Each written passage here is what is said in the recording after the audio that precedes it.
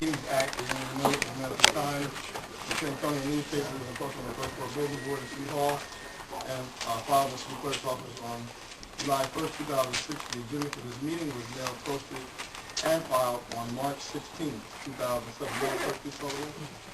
Present.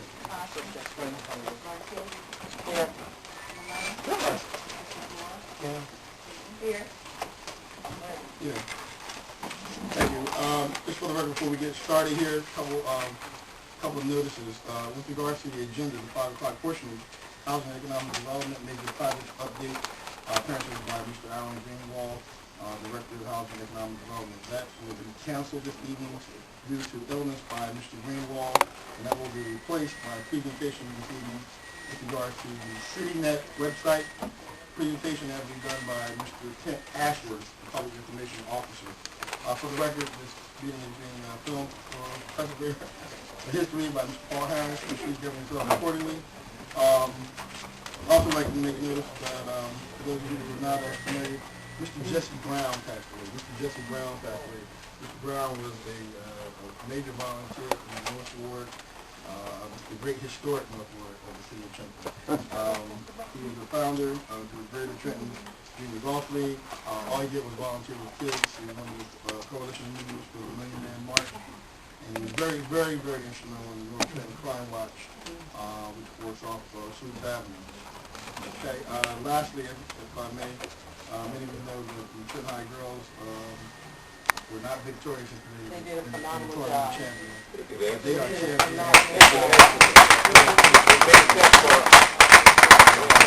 I'm very, very happy.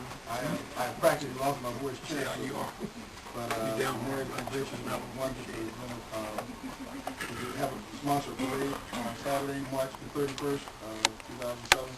I know we need some resolutions to that extent, and I would hope that anyone and everyone come out and cheer on these girls, the white girls in the city, and that really brought a lot of people together. Folks haven't seen each other, haven't talked to each other in a while. We were on the Midlands. We couldn't bring home the championship last night. But they're not losers. There's only one champion. They went Central Jersey Group 4, the Mercer County tournament, and they have excelled. And they will get the adjustment awards on Saturday, March 31st. Okay. I just want to say those things for the record.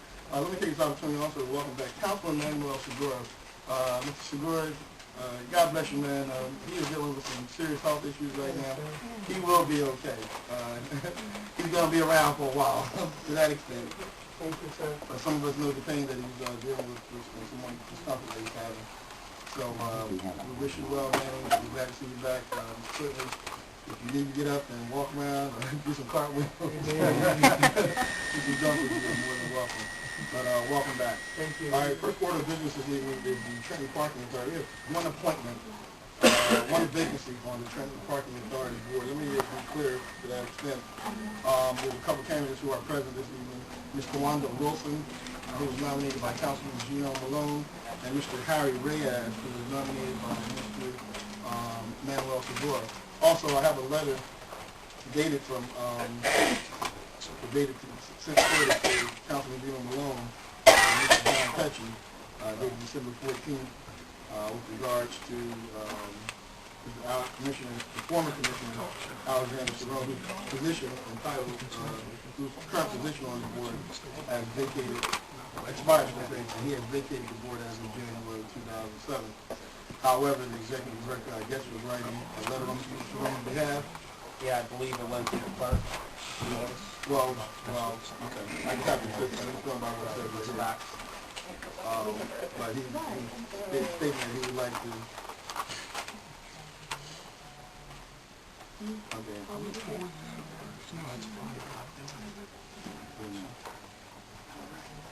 Stating that Mr. Cerrone wishes to continue serving on the parking authority.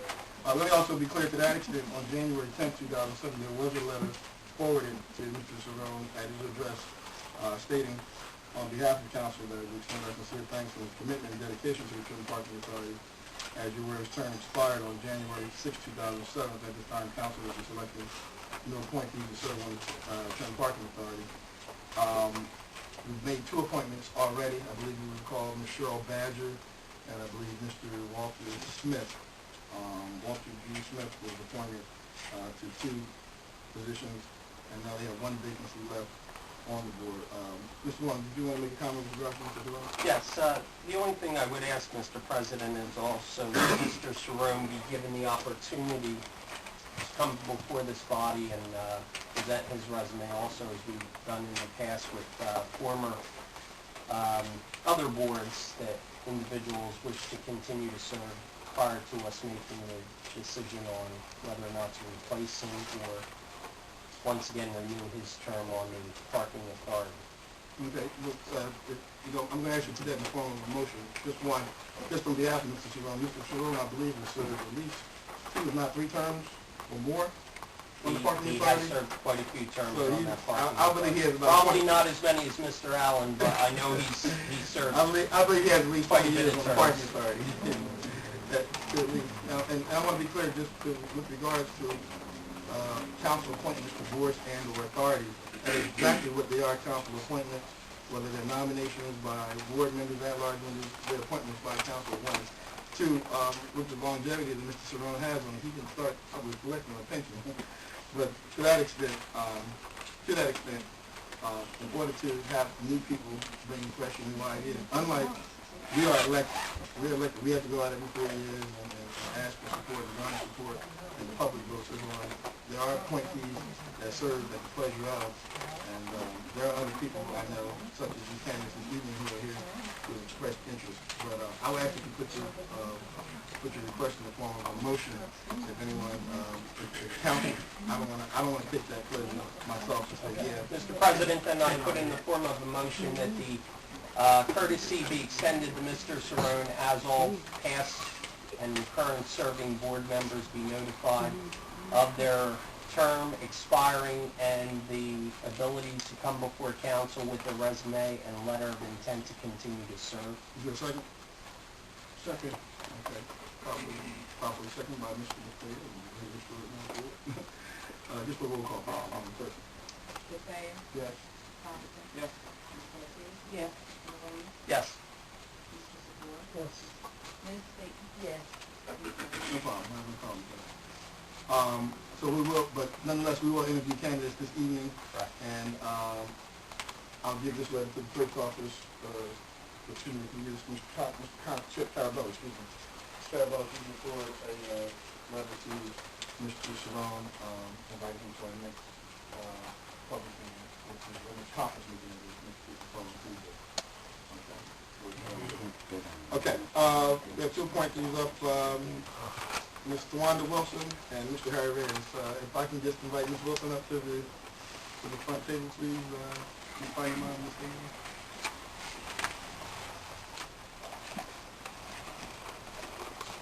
And I believe everyone should have copies of their resumes on this, am I correct? You know copies of the resumes on this?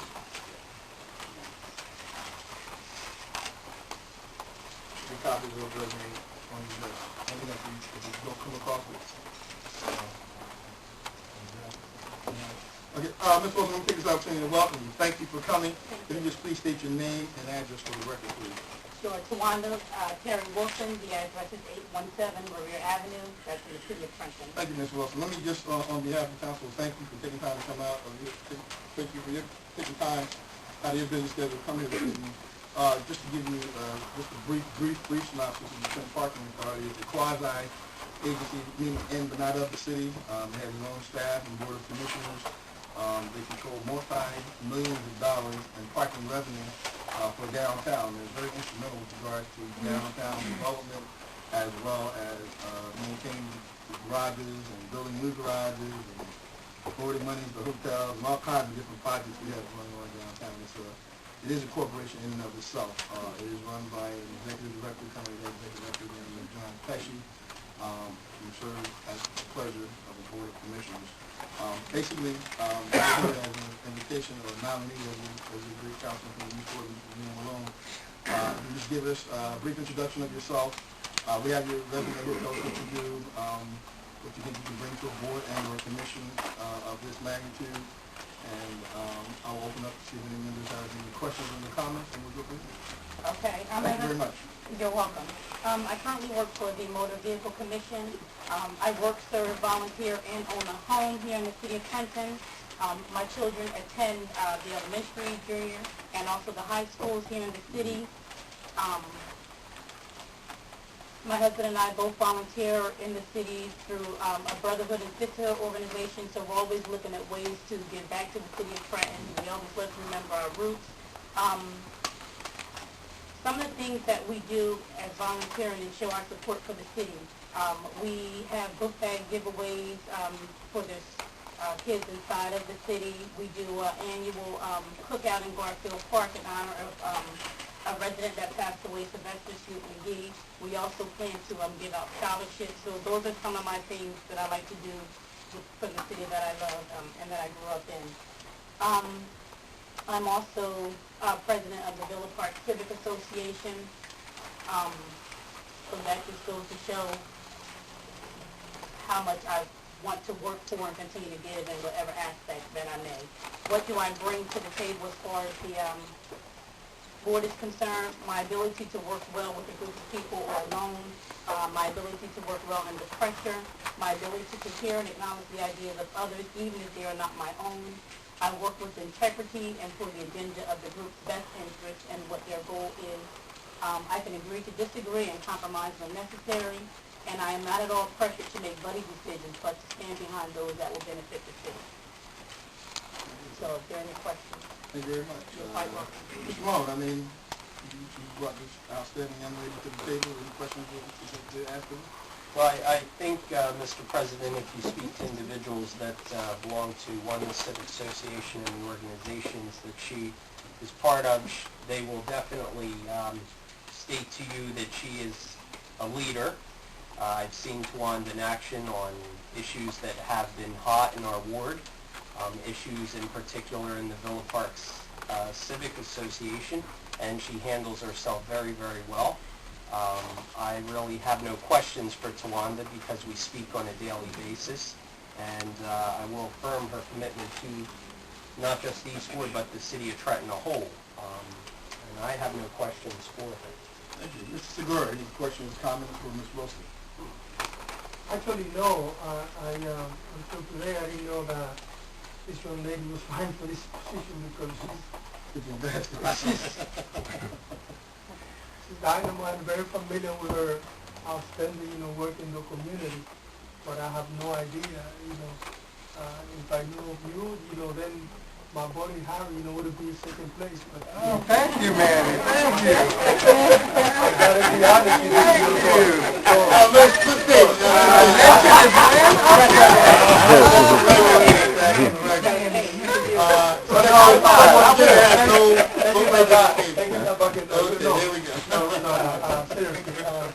I am very familiar with the work that she does here in the city of Trenton. I think that for the other gentleman, also application to me, it is actually an honor to bring him over here to us. I also know of the work that this man is a homegrown, just like she is. So, both individuals to me, are very dear to this, but I gotta say that she's okay, and she's fine. Too late. That's all I gotta say. You're good, Manny. That's all I gotta say. Too late, brother. That's all I gotta say. Ms. Day, yes, ma'am. Mr. President, I don't have any questions for Ms. Wilson, because I too know where Tawanda served with the Villa Park Civic Association, and she's tremendous for her commitment to the community and her high energy and volunteerism that she puts into helping to make Trenton a better place. Certainly she is a worthy candidate as well, if not for this particular position, but certainly something one of the other groups that we could be Thank you. Mrs. Marquez, yes, ma'am. Ms. Wilson? That's very simply with your commitment. The fact that your children attend Trenton Public School says a lot. It speaks and is indicative of commitment, and I appreciate the opportunity to engage you further and appreciate the work that you do. I want to tell you that customer service is number one, and I see that you're very well versed in that area. Yeah, and that's just a lot. You know, I'm interested and would appreciate the opportunity again, Mr. President, to engage Ms. Wilson with some questions after this period of time there. Yes, ma'am. Thank you, Mr. Vice. Mr. Costa, yes, sir. No questions, Mr. President. No questions. Mr. Fair, yes, sir.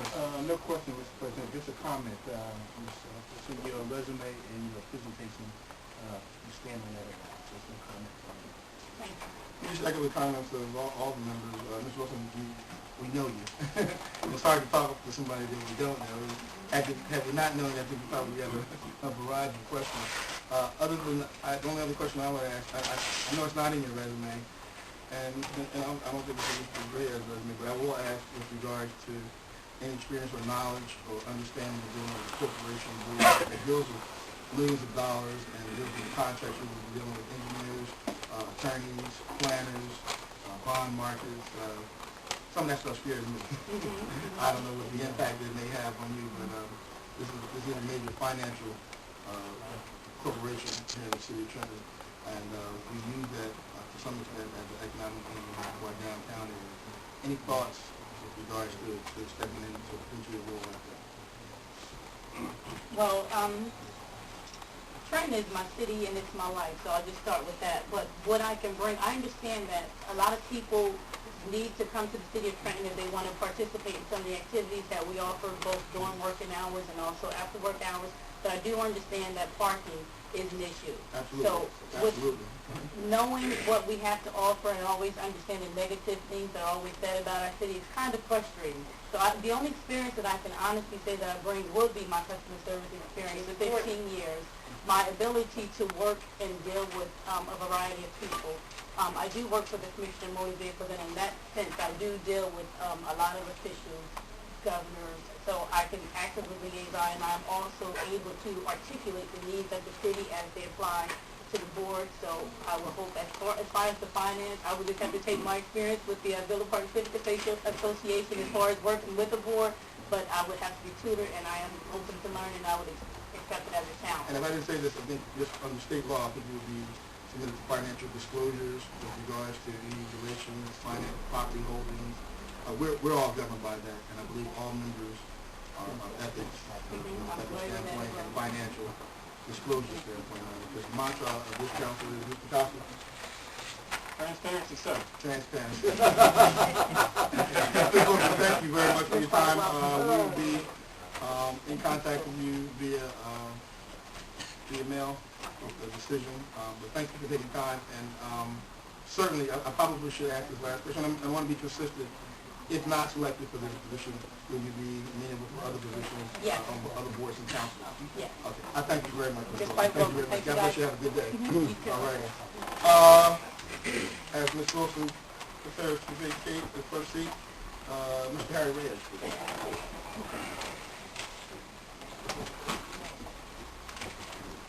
Mr. Reyes, good evening, sir. How are you?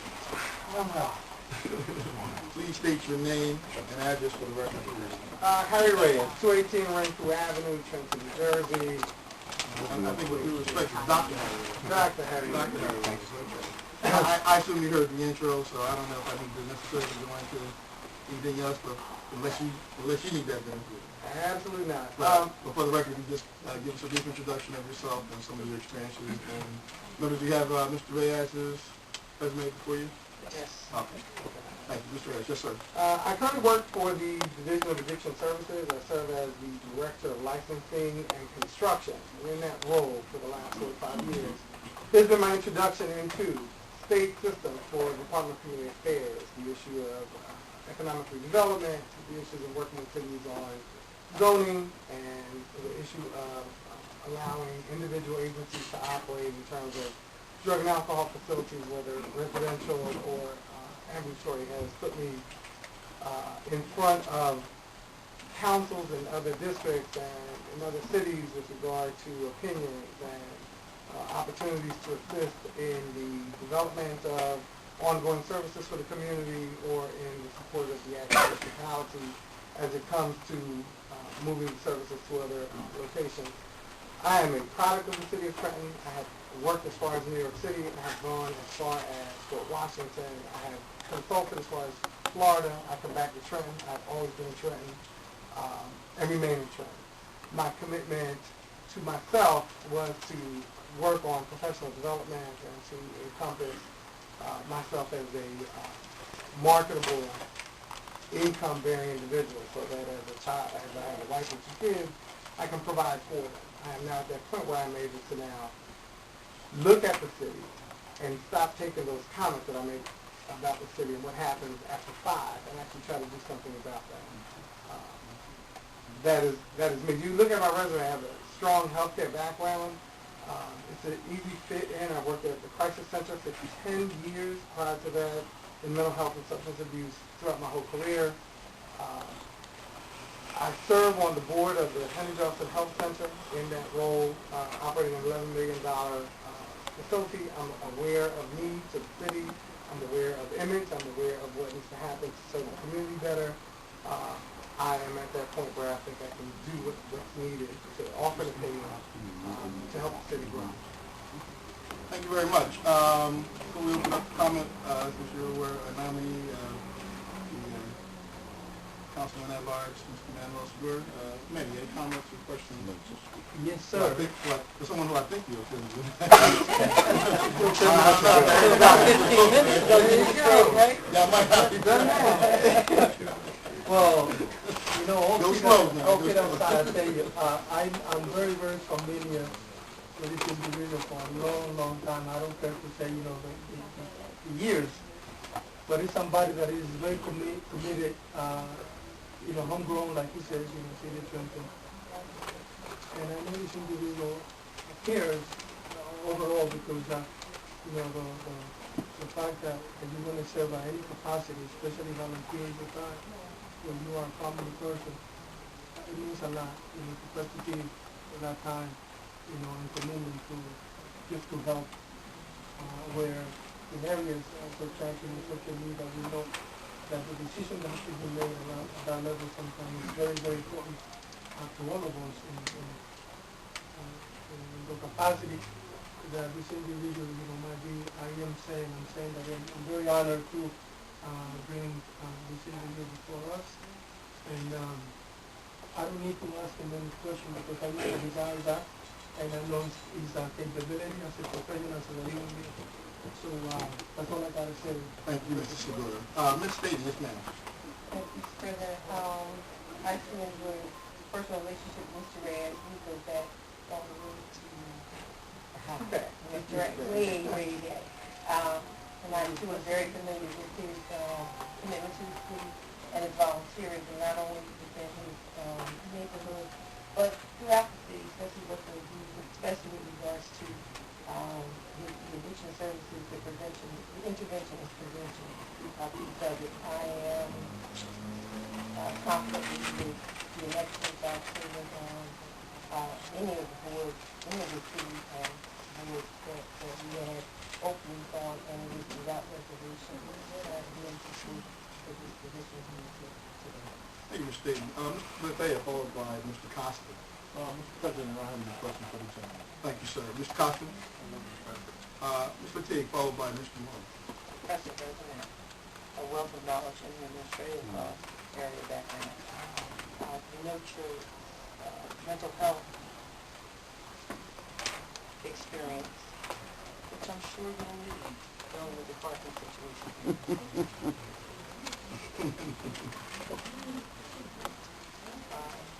Very impressive resume. I'm interested. Mr. President, we will have additional time. Oh, yeah, absolutely. We will have additional time. What do you have? There'll be no time.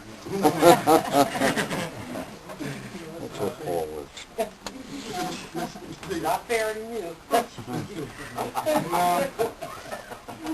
Mr. Below, yes, sir. I have no questions, Mr. President. Mr. Reyes, thank you very much for your time. You know, I know the answer to this, but I do want to be consistent with regards to the question that I asked Ms. Wilson. That is, being any prior experience financially with corporation councils and or boards, and managing large sums of money to that extent. I know the answer, but I think for the benefit of the public and for the record, the affiliations with the Senate, the Health Center, excuse me. I serve on the board of the Industrial Health Center, so any issues that would come up with regard to that, I would accuse myself. I guess what I'm asking in regards to is a multi-million-dollar corporation. $11 million corporation. $11 million corporation. And currently, for the council, through my office, there's $21 million out in construction dollars just in the last 6 months through the Division of Additional Services that I personally oversee, which means specs, review, architectural design, review, consult, DCA, meetings, approval, engineering surveys. So, some experience in that process. Right, and I think, as I said again to Ms. Wilson, with regards to state law, would probably, I'm pretty sure, records law would allow for financial disclosure of any financial or economic holdings by law. By law for the record. Certainly, hopefully, we didn't have any problems with that. Okay, seeing no other questions and no comments at this time, let me thank you, and let me again thank you, Ms. Wilson. Two outstanding candidates, ladies and gentlemen. There's no doubt about that. And I guess the one thing you both have in common is parking downtown. So maybe that might make a difference in and of itself. We actually park downtown. We work there. So I'm actually across the park. Okay.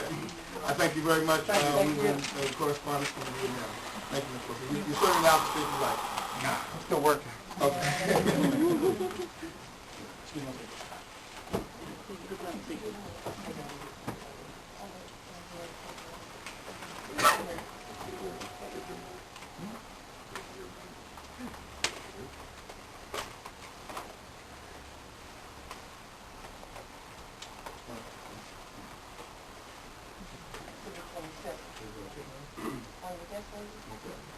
All right, for the record, I think I told those who weren't here, this evening's subject, housing economic development and major project update, has been canceled this evening with regards to Mr. Alan Greenwald, Director of Housing and Economic Development, who is unavailable to attend this evening due to illness. So in his place, we will have a presentation with regards to the CityNet web site presentation. That is the internet system or website system that's currently being utilized by the city of Trenton. While Mr. Ashford is setting up, let me take an opportunity to recognize Jeff Hewison. Jeff, just want to recognize you once. Jeff Hewison is the President and CEO of the Prime Time, or what is your official title, sir? Nothing big. Coordinator of teams. Coordinator of teams.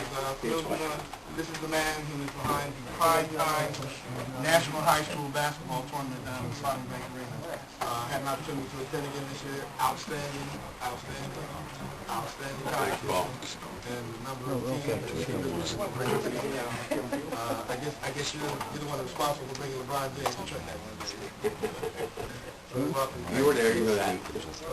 I want to thank the city for all the help I got this year, too. Sam Frisbee and the mayor and everybody. Sam Frisbee paid there? No, he no, he became the didn't. director. No, he didn't. Okay. Sam Frisbee paid thank you, Mr. Ashford. Thank you, sir. Excuse me, Paul, there's a lot of people out there, possibly we can invite them in if they want to come in. Got about 10 people here. I can't imagine anybody else sitting in here.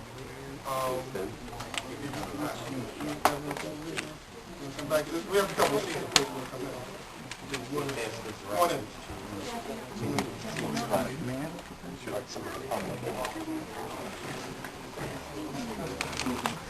There's more room, some room to come in, please. Come in.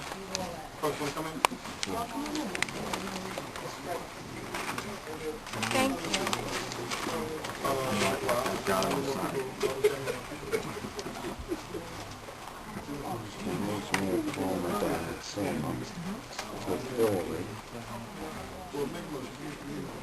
Well, you know what, you want to do this presentation then? Because I don't know if this is more of a public matter versus, let's do this. I'm going to assume that this is interested in the city website. Let's do this presentation and then we'll go from there.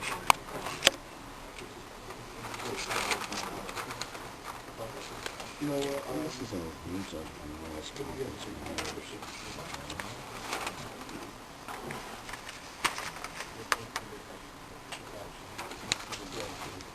Okay, Mr. Ashbrook, yes, sir, please. You state your name and title for the record. Thanks, Mr. Council President. I'm Ken Ashworth, Public Information Officer for Trenton. First of all, I'd like to tell everyone how flattered I am that you came tonight. I'm really flattered that you came to hear what I had to say. You may have misjudged that. I think you did. You are excited, Ken. Might have been a fluke. I wish you knew how excited you were. What I did want to talk with you about tonight is how we went about revamping the city website, which I think is really important. It's ongoing. It's ongoing every day. I know there's great interest among the council members. I've talked with nearly all of you about it at one time or another. There's certainly great interest in the community. I've spent a good part of my career as a journalist learning how to translate complex information into simple, understandable English. Translating English into English. That's been my job. And there really isn't a greater need for that than the web, because there's so much material that flows. It's like an avalanche. And what you have to do when you're designing and producing web-based material is keep it simple. And what I'd like to do is briefly go through this document, which is a brief presentation called Revamping the City Website to Emphasize Service. First of all, one thing I can do is hand you a news release which went up on the web yesterday. What we can do now with Trenton's website is put a news release up in 5 minutes. So, for example, for Councilwoman Lartigue and Councilwoman Lartigue and Stateman, with your information that you have tonight on Women's History Month, that can be mounted on the web in 5 minutes. When we have issues like floods or, God forbid, worse catastrophes in this city, we can put information up for people within a matter of minutes. And we're going to have other communications improvements like that, where we can do rapid response communications in the event that it's critical. Let me tell you just a little bit about it. If you look at the second page of this handout, we have a link here called Services Finder. This is an idea of a colleague of mine, Peter Page, who's not here tonight, but who thought about how we might be able to organize information for people who need health services, who are interested in after-school programs, tenant and landlord information, help in a housing emergency, senior city programs with respect to litter, hauling away trash, graffiti blasters, the program in Public Works that does that. All that information is on the website now. You also can find programs that will help you buy your first home. We have a lot of work in our housing production department, helping people with mortgage information, helping people with home ownership opportunities. We have people who used to rent for $1,000 a month who are buying homes now for $650 a month in Trenton as a result of that program. Say again? Yeah, that's right. They're no longer renting. Yeah, they're no longer renting. They're able to buy a home. You can obtain certificates for birth, death, or marriage. You can learn about a whole flock of things related to senior citizens, housing assistance, health programs. We have Trenton Police Department information where you can actually go online and provide confidential information. There are statistical reports on crime. There are also reports on demographics and on investing in the city. We've had up there now on the home page for about a week the pothole filler number, where you can call 989-3200 and report a pothole. Previously, we had information up on the website's homepage with respect to cold weather and the services that people could find in terms of dealing with the cold. If you look at the third page, we have an online form for service requests. For example, filing an illegal dumping report, requesting a housing inspection. As I say, these things have to grow. we're kind of in the baby step phase now, but what we anticipate is forms and activities that are much more expanded in the future. Okay, if I can ask you just real quick, Sure. feel free to try it if you have any immediate questions. Who responds to these requests? This man, Paul, right here. Who responds to these requests and services? It's the individual in the department who is, Who? well, in each case, depending on which department. Here in inspections, it's the housing inspection staff.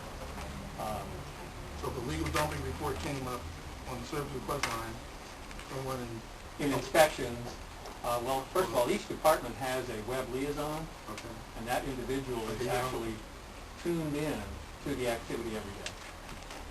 So for public works or for inspections, that staff member, the city staff member, would respond. And are there procedures with regard to the immediate response? A turnaround, is there a 24-hour turnaround for this, or, you know, I whenever think someone gets the... I think it's 48-hour turnaround. If it's an emergency, of course, it's fast. So someone is responsible for monitoring this every day. That's right. That's right. Mr. Pickett? Mr. President, I have, Mr. Ashworth, 3 points of interest I'd like you to consider as you move Okay. forward in upgrading. I know it's a fluid piece of work for the city. Payments online. We've talked about that many times before. I'd like to make that a little easier for people to be able to pay their water bill, their taxes, things of that nature. I'd like you to be able to post alerts on that site. That would tell you, for example, in the Hillcrest area, we have a person posing as a water reader. Those things are critical. And then I'd like you to do what I've been talking about for 9 years now.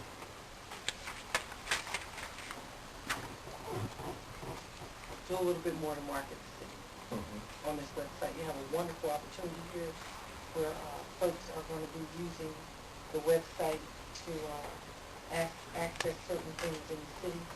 And we've been talking about marketing and a marketing tool for some time. This is just one piece of that. Chief, I'd like to just go just a little bit further, on our marketing piece as well. So those are the 3 points: the payment, the postings, and marketing.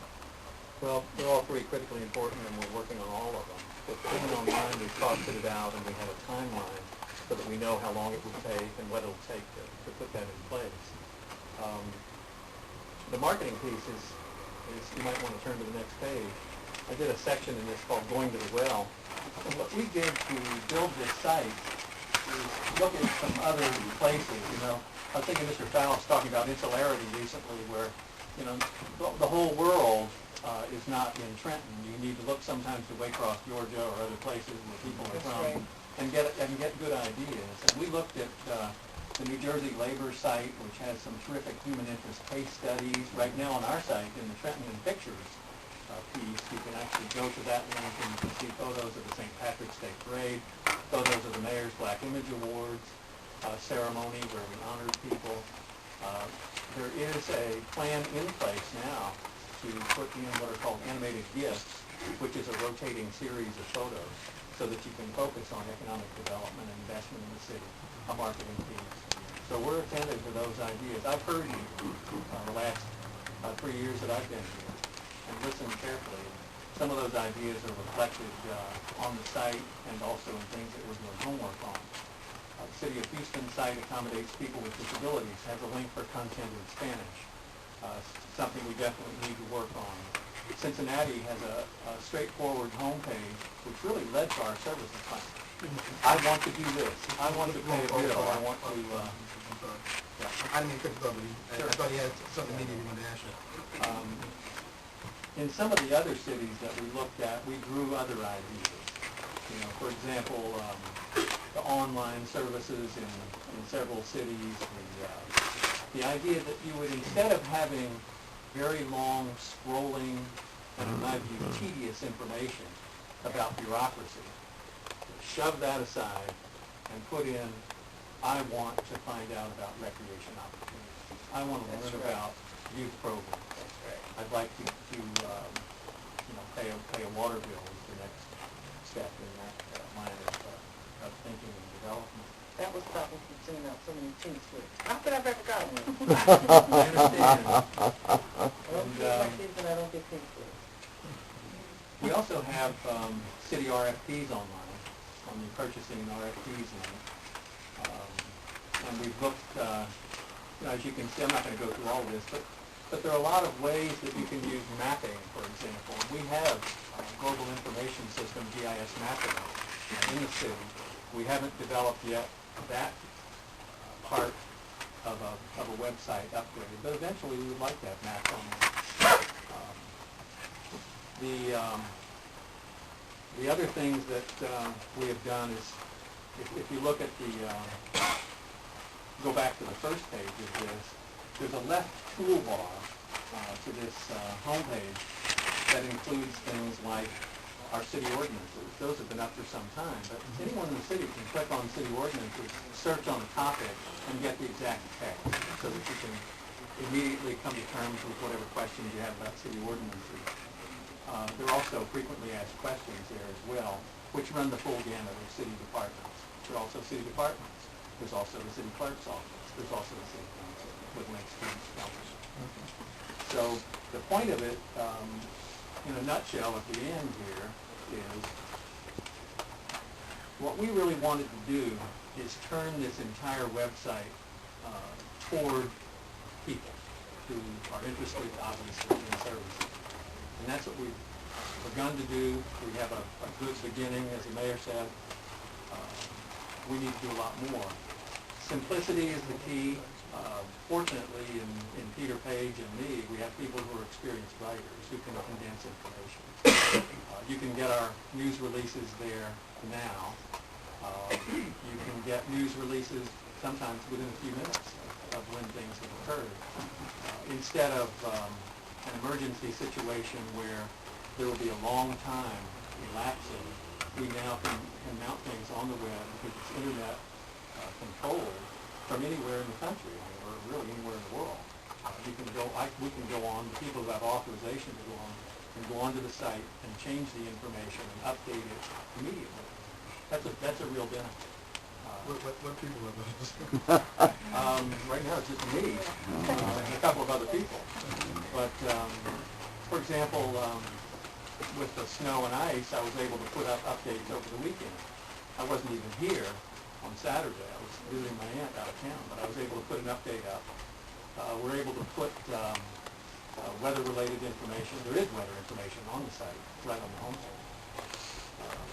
The idea behind this is that eventually, gradually, with public input, we're going to be able to connect with them a lot better, a lot more fully with the information that people are interested in. Can you gauge the hits? They're in the 2,000 range a day. And that really has to go up. Mr. Wall, yes, sir. Yes, first, thank you very much. I do want to thank Jane for her efforts on this project. I know since you've been here, Jane, I've been harping you on this webpage, and I recall when you brought before us the contract to move forward on this, there was some discussion on that, and I emphasized then the need to move forward to get this up and running as quickly as possible, and I feel we have a great product here. A couple of things, Kent, I just want to talk about, and possibly Peter Page has discussed them with you already. We had about a 2-hour discussion in regards to some of the things, and I've also mentioned to Jane, in addition to Ms. Lartigue's payment online that she mentioned, as far as the marketing of the city goes, we had a discussion here with taxi cabs, possibly putting a transportation piece on here that I discussed with Peter, making people aware that what transportation means are available to them in the city of Trenton. Of course, when they hit on taxi cabs, a caption of what the regulations are in the city of Trenton as far as taxi cabs. Like I said, a lot of individuals may not know that, they can't conduct business with other municipalities, and it's putting those other taxi owners in jeopardy also when people are calling them into our city. In addition to that, too, a lot of people ask, not just on a recreation end and the many programs we have, but what is there to do in the city of Trenton? Links into the War Memorial, links into the Sovereign Bank Arena, links into the stadium. Now, those are there now. The Playhouse, correct. But one step further is, and we hear it a lot of times in having the Eastwood Business Association, it's one of the major concerns that they have all the time is the marketing of businesses in our city. What I'd like to see, and according to Peter, the capability is there, and I understand that, you know, we are a small group right now as far as running or preparing the webpage, but I'd like this to be on the drawing board for the future, is extending an invitation to all businesses that may have websites or links from our website. If not, extending an invitation to the businesses in our city to be part of our website.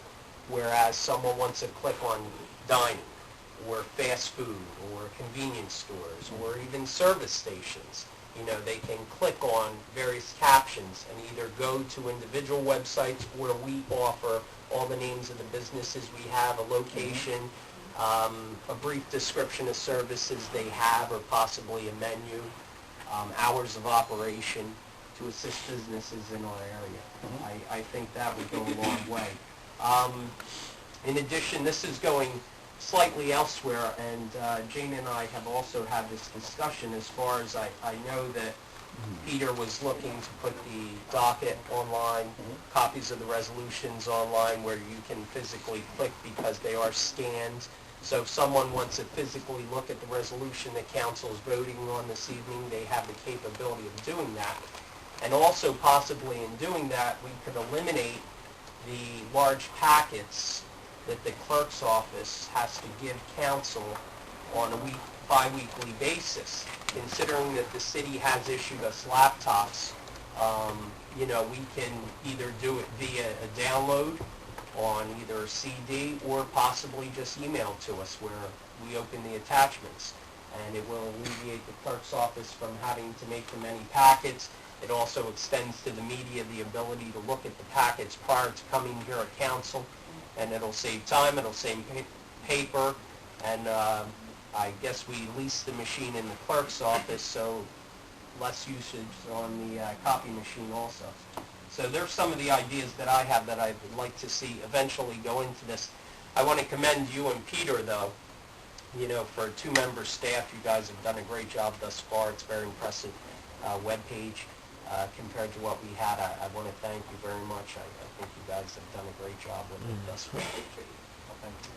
One thing I could say just quickly is that I think the clickable dockets and some of the things you mentioned are terrific ideas that Peter has begun investigating those, including neighborhood maps, so that you can go to business and neighborhood associations. That's a thing that we have talked about. Well, see, I know the clerk's office also has a list of individuals that pay, I believe, on an annual basis to be put on our mailing list to receive copies of the dockets and so on and so forth. That's a free service we can offer to all city residents. And those that don't have computers, we do have them in our public libraries where they have, you know, accessibility to them. So, one of the things that we have is and hopefully we'll have them in our senior center soon. what we have here is an automated website, you know, through CityNet. Our contract was $3,500 to get this rolling, and then the rest of the work is city staff members. So what we need to do is cost out some of the things that you're talking about and see what we're really talking about.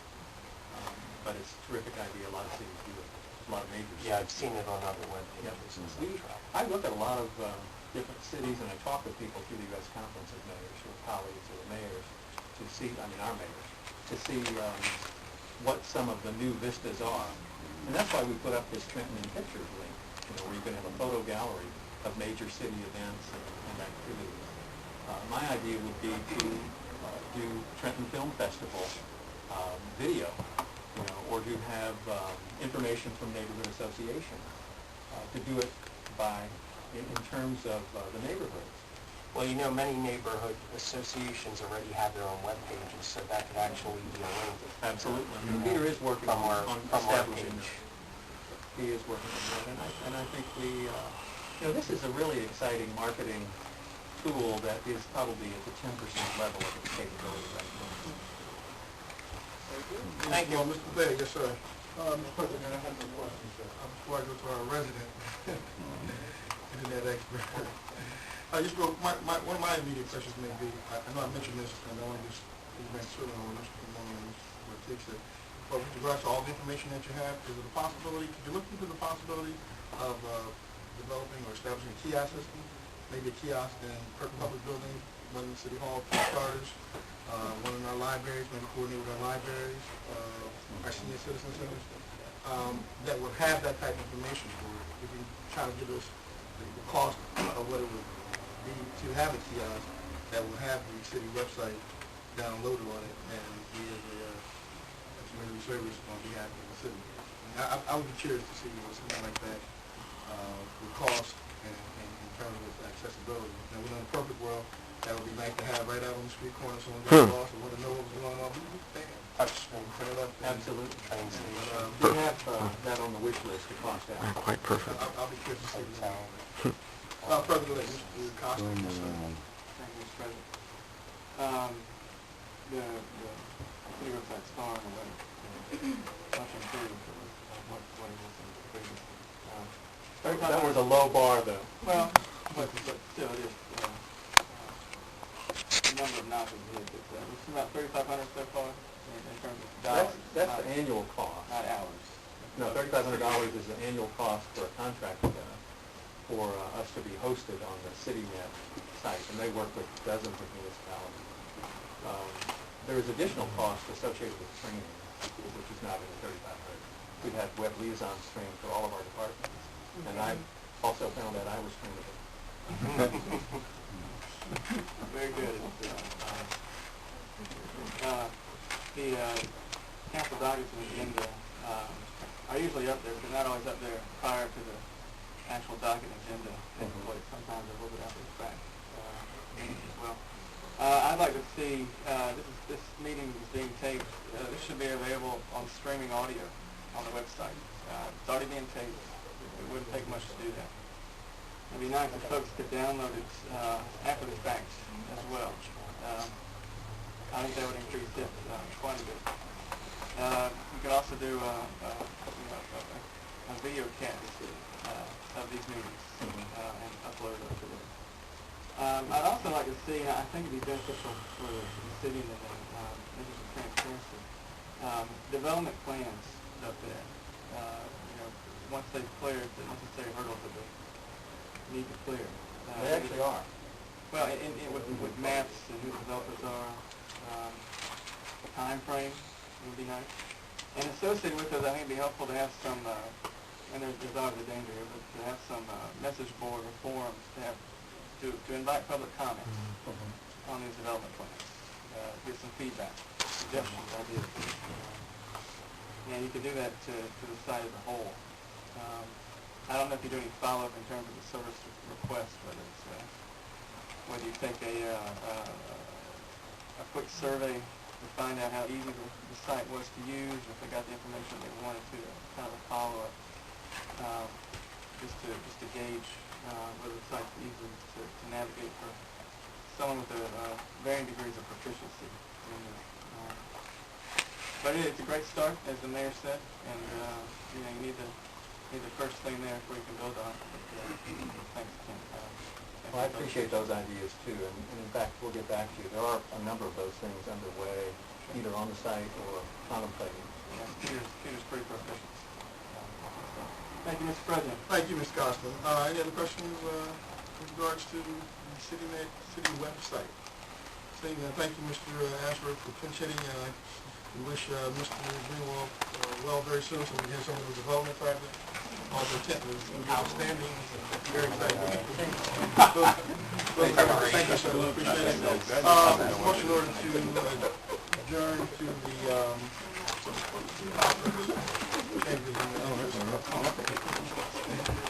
second to that?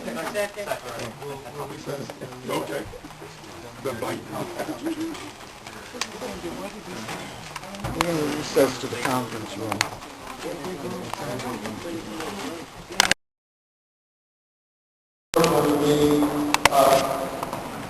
I like it. Very good presentation. Thank you, sir.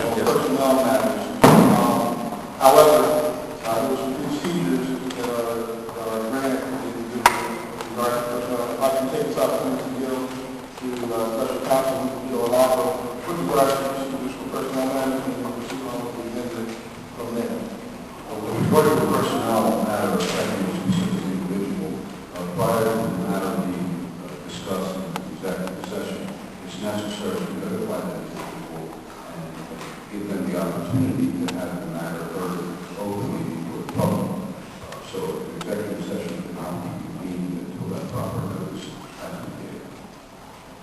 o'clock, so therefore there will be no executive session this evening.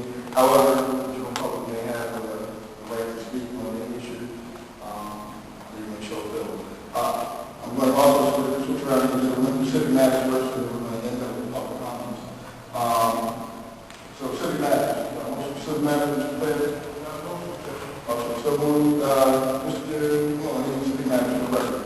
Just one thing, King, if I may, since we briefly discussed it, well, I mentioned it in the workshop that we had. I had mentioned to you some time ago, since the city is continuing to upgrade its computer system and purchase new computers for various departments and divisions, to possibly use the old computers and make them available at one of our 5 senior sites that are in the city of Trenton for the senior citizens that have the ability to use the computers and, of course, get a full internet access at those sites with a proven capability and possibly classes down the road. There are individuals that, want to learn how to navigate on the web and utilize a computer. Maybe we can use that as one of our programs at our senior centers also. So I don't know if you've done anything thus far and possibly moving that forward. Any update on that?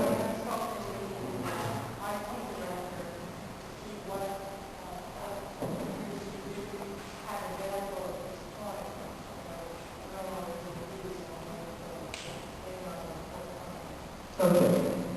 Great. Any idea roughly time frame on that?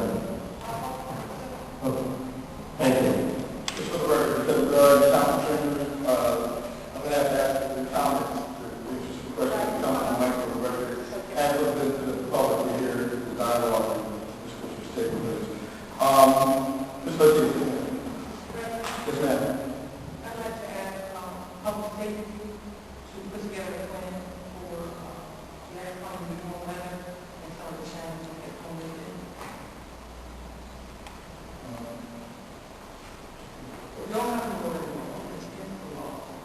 We do have a law that's essential to staff businesses and us as staff. I'd like to be sure that we do everything to be proactive, because we have public safety this spring time.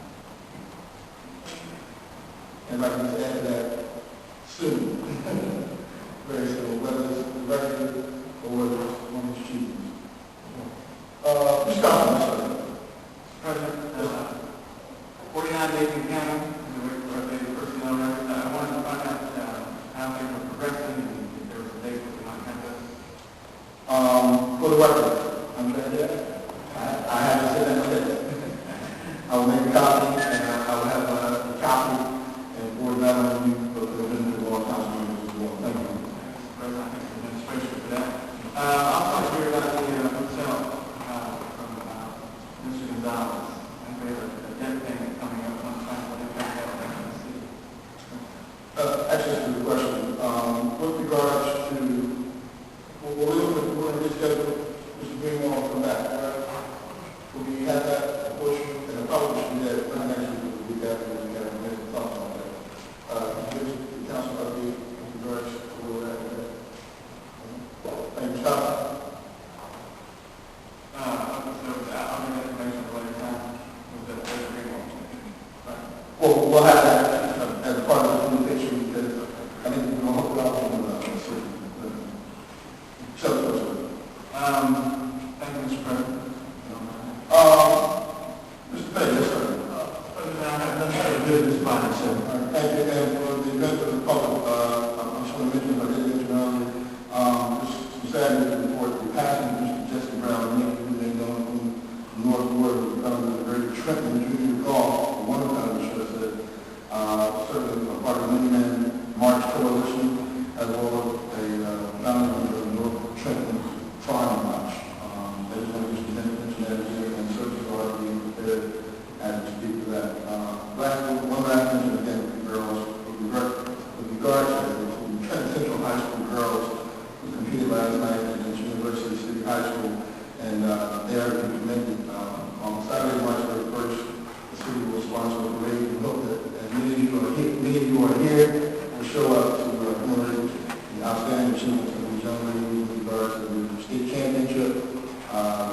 team championship, as well as the great people's activities that we provided throughout the school year and making the city proud. I think the route is being worked out right now.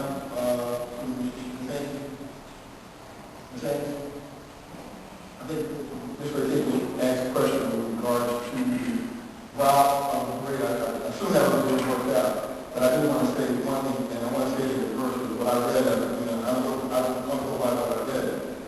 I thought I heard it starting at City Hall and at the State House. Nothing in the State House in regards to our girls and competition that they do. So I hope that's being reconsidered. Okay, and if you can let us know the parade route as soon as possible. And at the same time.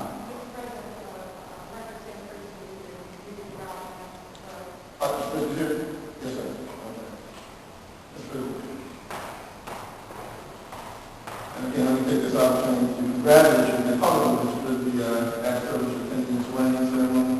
And it was some very heartfelt words that you made. And so I assume this is your first public presentation for this council as a director. Recognize you made this weight, you made loose hair, but we still love you. Thanks, thank you, the address and title, director. And we're going to see a Trenton Department of Recreation and support that. With regards to Trenton High Girls Parade, the parade route actually will begin for that alignment. Come down 1 Street and then left on State Street and in here. Okay. I think that's what the time. 12 o'clock. 12 o'clock. 12 o'clock Saturday, March 31st. For the record, it's not only a parade for Trenton High Girls, but it is a parade of champions. Because we do have some young people that have won state championships in the track teams this year. We also have some other basketball teams that won national titles, and the young group of children who actually won the 29-24 challenge nationally. So we'll be good champions. Let me ask you a question also. I know the right order in the court is a needed one, but it's also a expected one. Will be an invitation to the Trenton Capital extended, have they accepted? Yeah, accepted. Okay. That's good to hear. Any questions, comments? Thank you, sir. Thank you very much. I'm sorry, Mr. Rodriguez.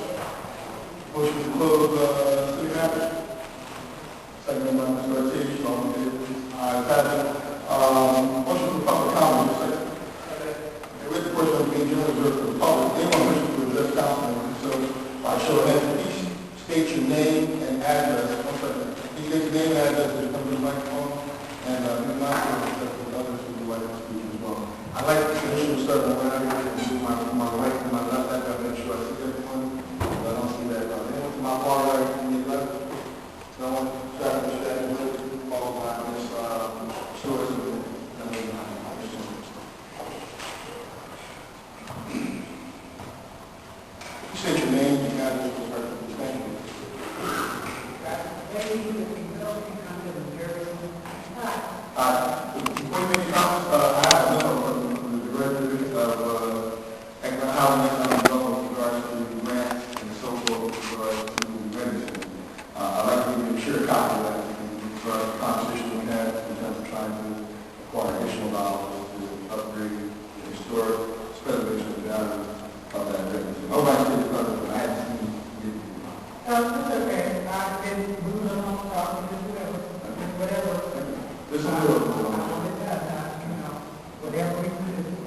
I was here to talk about two things, but I understand that one has been addressed, and that was the mayor's car.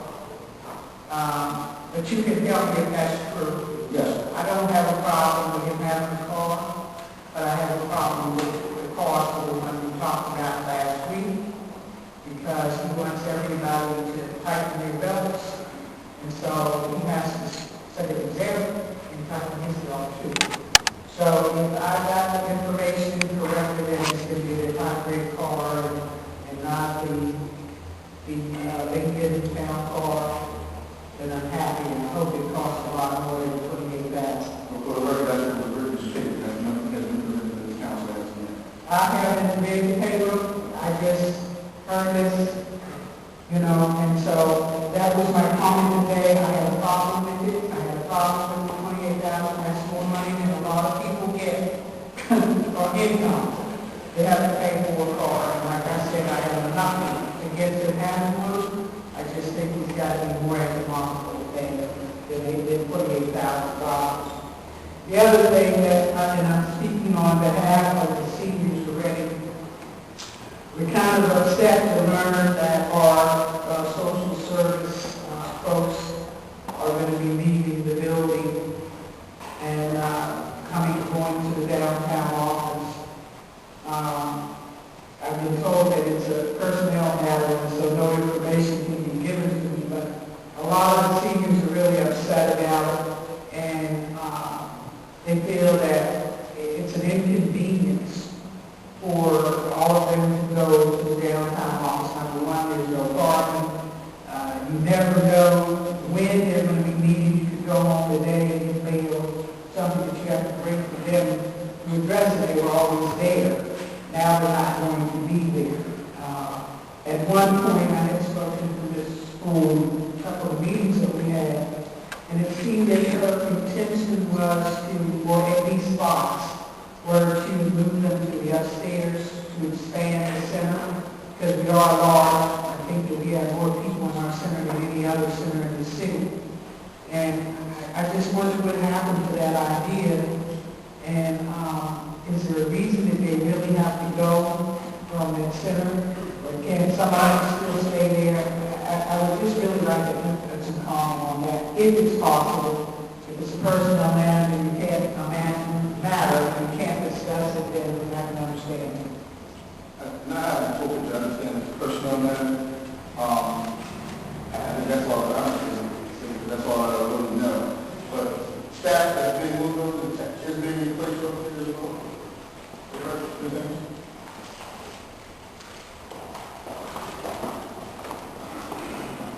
You said you're in contact with the Renee Hayes, Chief of Staff. Yes, ma'am. Mr. President, I don't have some of the in-depth answers to the questions that Ms. Blakely asked and you asked, but I can tell you that the social workers that who Ms. Blakely is referring to, they have been moved to the central unit down on Hanover Street. Right, exactly. And the general purpose is so that they can be able to be dispersed to all of the senior centers appropriately. That space has become open and available to us, wasn't available to us before, which is why they were at the Reagan Center. It wasn't so that it could be exclusive services of the Reagan Center. So that's the basic reason for the move. Our commitment and what I did speak to this rule about was ensuring that all of the senior citizens, including one of the Reagan Center's needs, are met. And that was the main focus and concern that the mayor wanted to ensure, is that if the seniors have a need, that is met regardless of where the social workers are housed. But it would just make more logistical sense to dispatch them from the social work unit rather than having them all in one center. I didn't mean to imply that they were just there for the registering of seniors. Also come there. There's one thing, the Reagan office and the other centers are offered as part of community parking and all other centers is very difficult. But any seniors or any of the center, any of the other centers will come here to get whatever they need out. And it's just, I'm speaking on behalf of the seniors there, that they need to see the result. And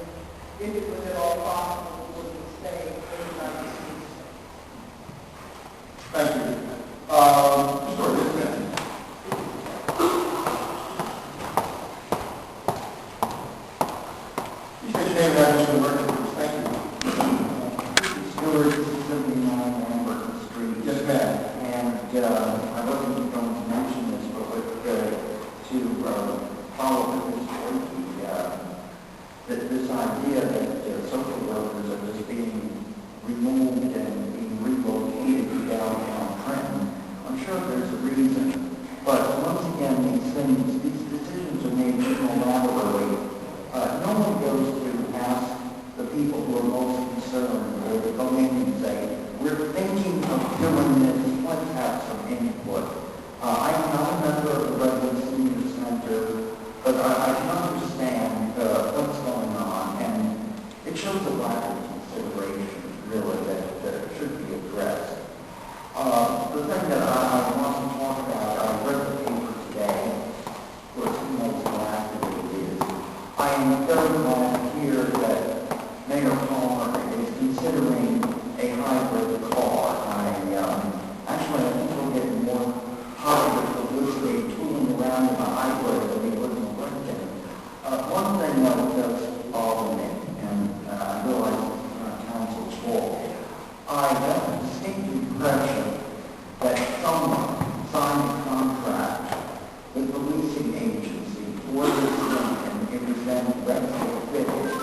And then the idea was we will go to city council and we'll ask them to approve what we have already done.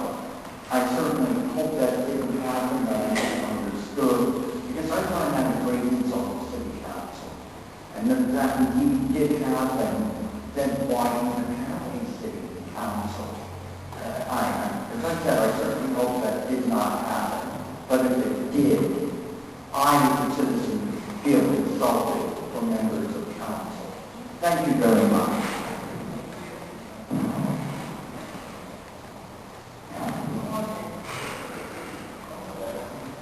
Also, one second. Yes, ma'am. You should state your title. Jane Bachman, Administrator. Yes, ma'am. Just to let the council know and everyone, no contract was signed, no money was exchanged. The sales manager at Lawrence Lincoln was adamant when asked, who told, what information he gave the newspapers. I can assure you that nothing gets purchased without the approval of council. Thank you very much. I think the gentleman behind you still. Yes, ma'am. You want to make sure you call. Anyone else call the gentleman? Good evening. Appreciate your name and address for the record. Yes, ma'am. Ms. Miller. The issue regarding the purchasing plan, when will employees be notified? Will the public be notified? Is there a time? Let me yield to our special counsel, Mr. Locke. When will the employee be notified of any action in this date? Well, the action is not taken here by city council. Any action would be taken as administrative action, which may or may not always be taken. But it's not something that we discuss publicly here. It's my understanding from previously that the action was already taken.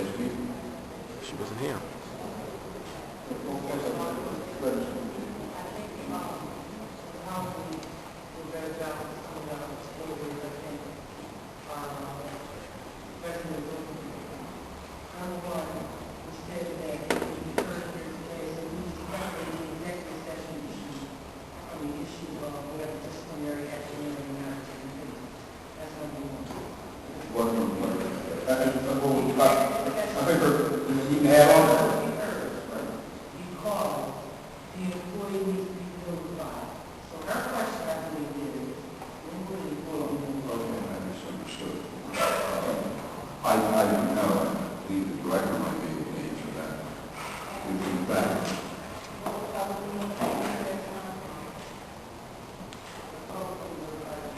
It will be executive session. The public will not be present in executive session unless the employee chooses to have it publicly, in which case, obviously, anyone who's present at that meeting will be able to hear what is discussed.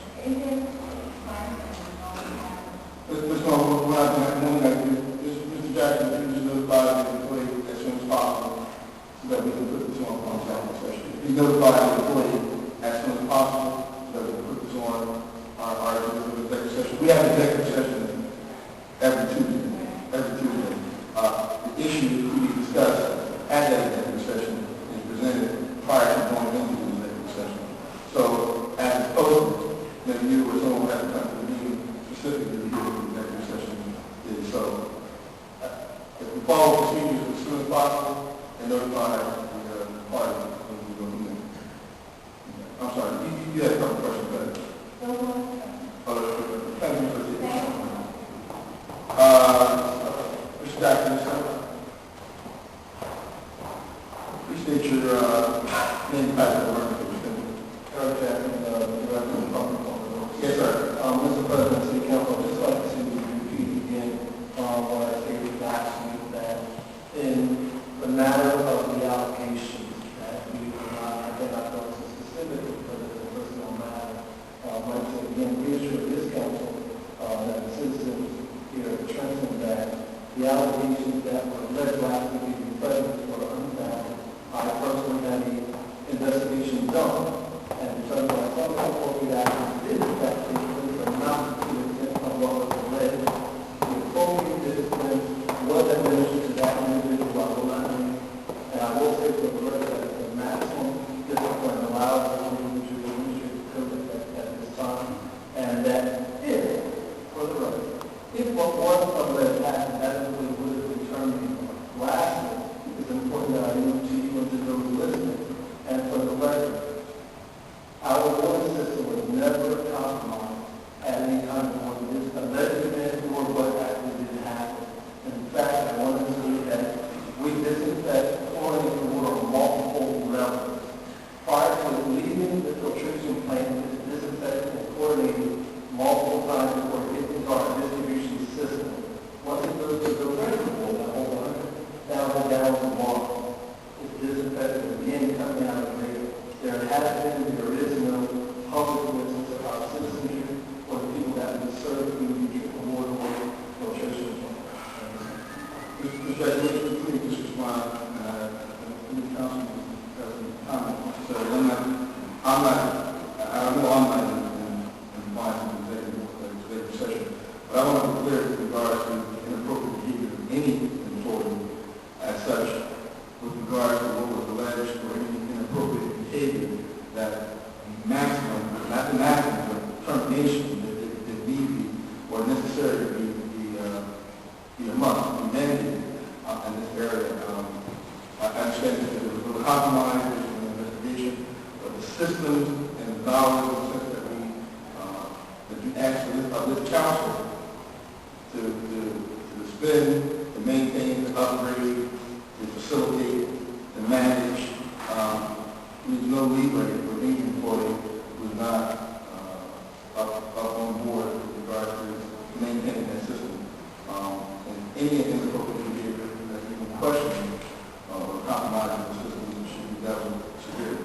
I think that's just a member's opinion. I think that's just a big ball of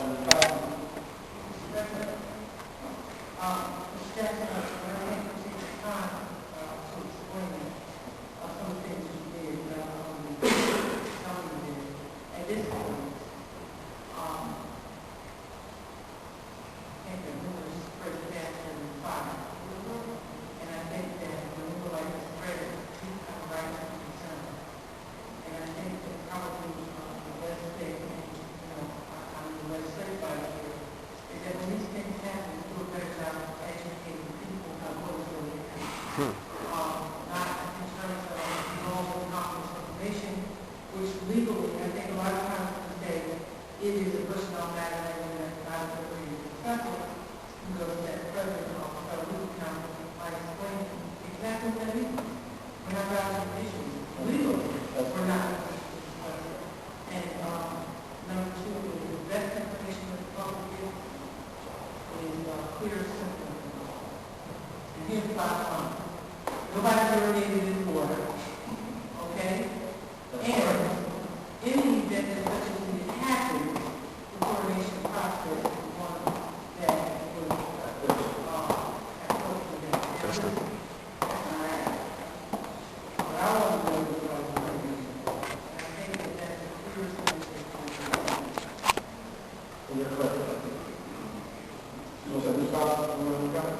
Yeah, Mr. Spencer, good job speaking up here. Thank you, sir. Not the subject matter, but the strict parameters for doing it. Just one fact, that this body was caught kind of blindsided by this on Thursday. And I have no interest in learning or being told about every personnel matter or disciplinary action that needs to be taken in the city department. Something to the work of this magnitude, or there's a chance that this is an event that could have affected all the citizens. I think it would been helpful if at some point this body learned about this in the executive session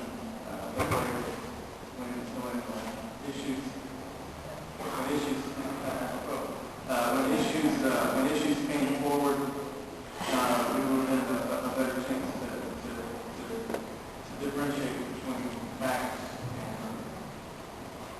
and... Thanks, John. Mr. Taylor, is that person coming?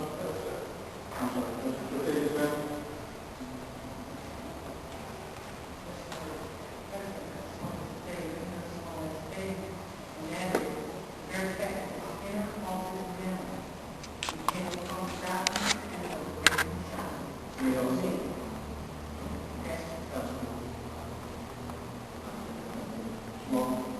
I'm Jack, thank you very much. Thanks, sir. Yes, sir.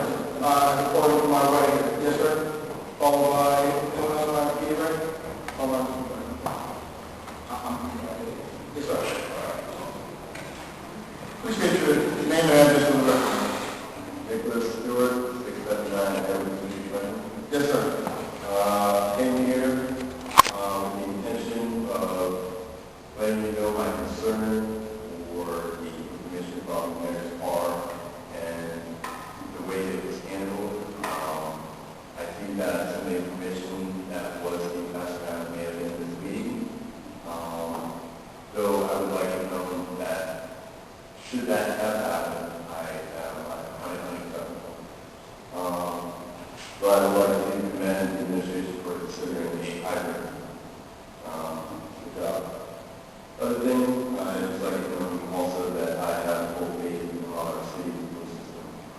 Although the information regarding whatever alleged incident may or may not happen is somewhat unnerving, and should something like this happen, I would expect information to be out immediately, as Councilwoman Marquis said, with information about how effective Trenton is on and kind of damage control from there. So honesty and then information.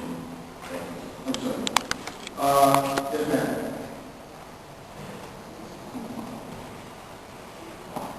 Please state your name and address for the record. Thank you. My name is Anthony Bryan, and I live in the Westwood, Trenton, and 46 Law. Yes, ma'am.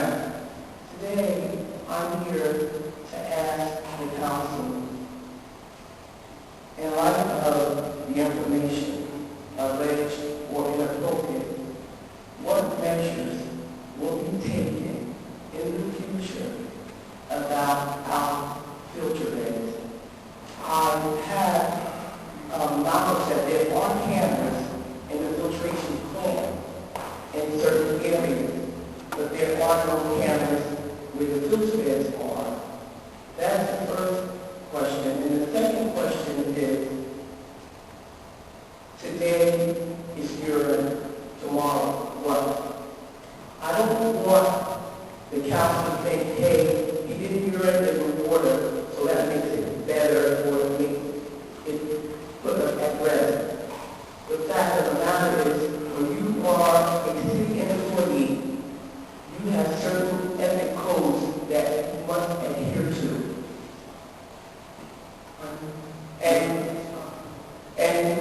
and responsibilities and regulations. And with all this said, I don't know if the $58 million that's supposed to be earmarked for the filtration plant has already been earmarked for it. I don't know where that's at. But what type of security are we going to have implemented in that filtration plant to assure us that this doesn't happen again? To assure us that if these employees felt the need to go outside the personnel, why do they feel the need to go outside the personnel to get the message out? And what can we do to alleviate any of this from happening in the near future? That is my question. Are we going to do something proactive instead of reactive? I was just asking about the $58 million that had been earmarked already, and how much of that would be spent for health security. Well, was that it? Was that it? Mr. Jackson, one second, please come back to the microphone.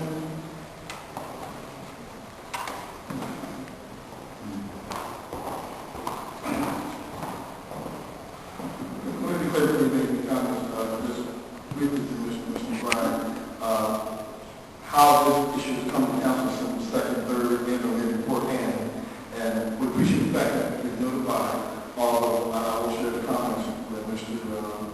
Costa said, that it is not perfect necessarily for us to be able to represent the personnel decision that does not have a legal justification. So that is what we discussed during the executive session. Personnel decisions that have litigation assigned to it and or money payout or insurance. That is the purpose of those sessions, and they are confidential for the client to turn the client and purpose. That is what happens in the executive session. But with regard to any procedures or set procedures that are in place, and I don't want to think that we're acting or reacting to it, although we were notified, and the only thing we could do, at least did by it, was react. My assumption is that you have procedures in place to take care of that. And if not, institutional cameras and or checks and balances, how are we instituting some type of security around the water filtration?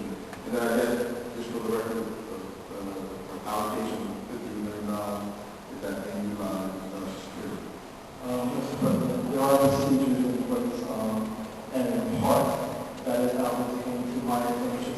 We obviously, in part, that memo that was somehow put into public view. So there are procedures in place. We've already looked to enhance procedures, and we're looking at that myself, Mr. McIntyre, right now, on how to enhance procedures. But it's similar to saying very seriously that even for the police that they can stop every crime on the street before it happens. In this case, that was not the case. However, it was unfortunate. And the second question, the $54 million project that we had, those dollars did go out through a competitive bid process.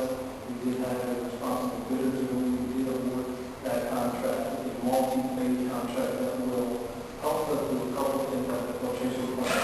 We will improve our pre-treatment process to make it better than it is today to ensure even higher quality of standards in that process, multi-tiered process that will give even a higher level of quality. Will enable us to produce more work out of the production plant to increase our capacity. And yes, there is a portion of those dollars that we need to do some internal upgrades. And I don't want to say specifically what those upgrades are for any other reasons, but there are dollars to do some internal upgrades. This is the input-based contract? That's correct. That's correct.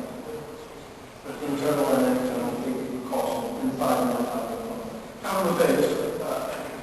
Director Jackson, a couple of weeks ago, we discussed the possibility of certain members of this body to visit the plant.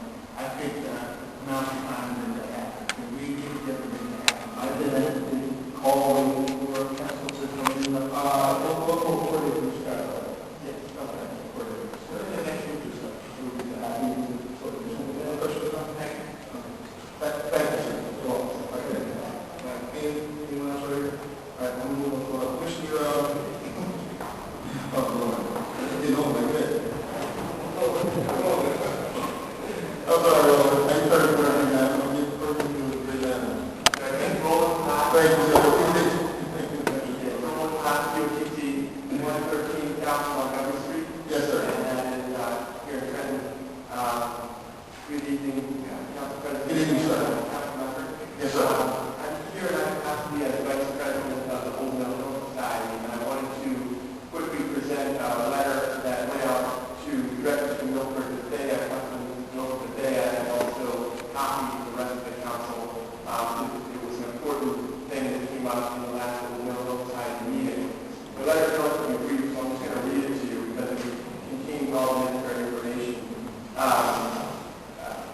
letter followed up on our correspondence of February 13, 2007. At our meeting March 7th, the Old Meadow Society voted in favor of a resolution to support the Leewood Real Estate Group's Whitaker project on 300 block of South Broad Street with the following stipulation. One, no more than 15% of the units be sold as deed restricted affordable as presented by Leewood and required by the choice funding. Number two, that the project be built to the design specifications presented to the Old Meadow Society and approved by the planning board. And number three, that we would agree to work with the Old Meadow Society to have the Trenton Town Association District extended to the 300 block of South Broad Street and would vote in favor of extending the district while they are the property owner on the 300 block of South Broad. Say that last one. The third point was that we would agree to work with the Old Meadow Society to have the CDA district extended to the 300 block of South Broad. That's what And so Frank Moore and Eric Goldstein presented to our membership on behalf of Leewood represented that these stipulations are acceptable to the Leewood Real Estate Group. The Old Meadow Society encouraged the City Council to pass a resolution for the project choice funding. And the letter sincerely signed Bill Rose, who was the president of the Old Meadow Society. And I guess to put this letter in context, you are familiar with the project that has been passed by the planning board. As far as you know, Leewood is planning to put in an application for choice funding from the New Jersey Housing Mortgage and Finance Authority. And as part of that, they will be asking you for a resolution to support the project as part of their application. I don't think that you've received that yet, but you probably will. And so, to sum up, the Old Meadow Society does support the project in these situations.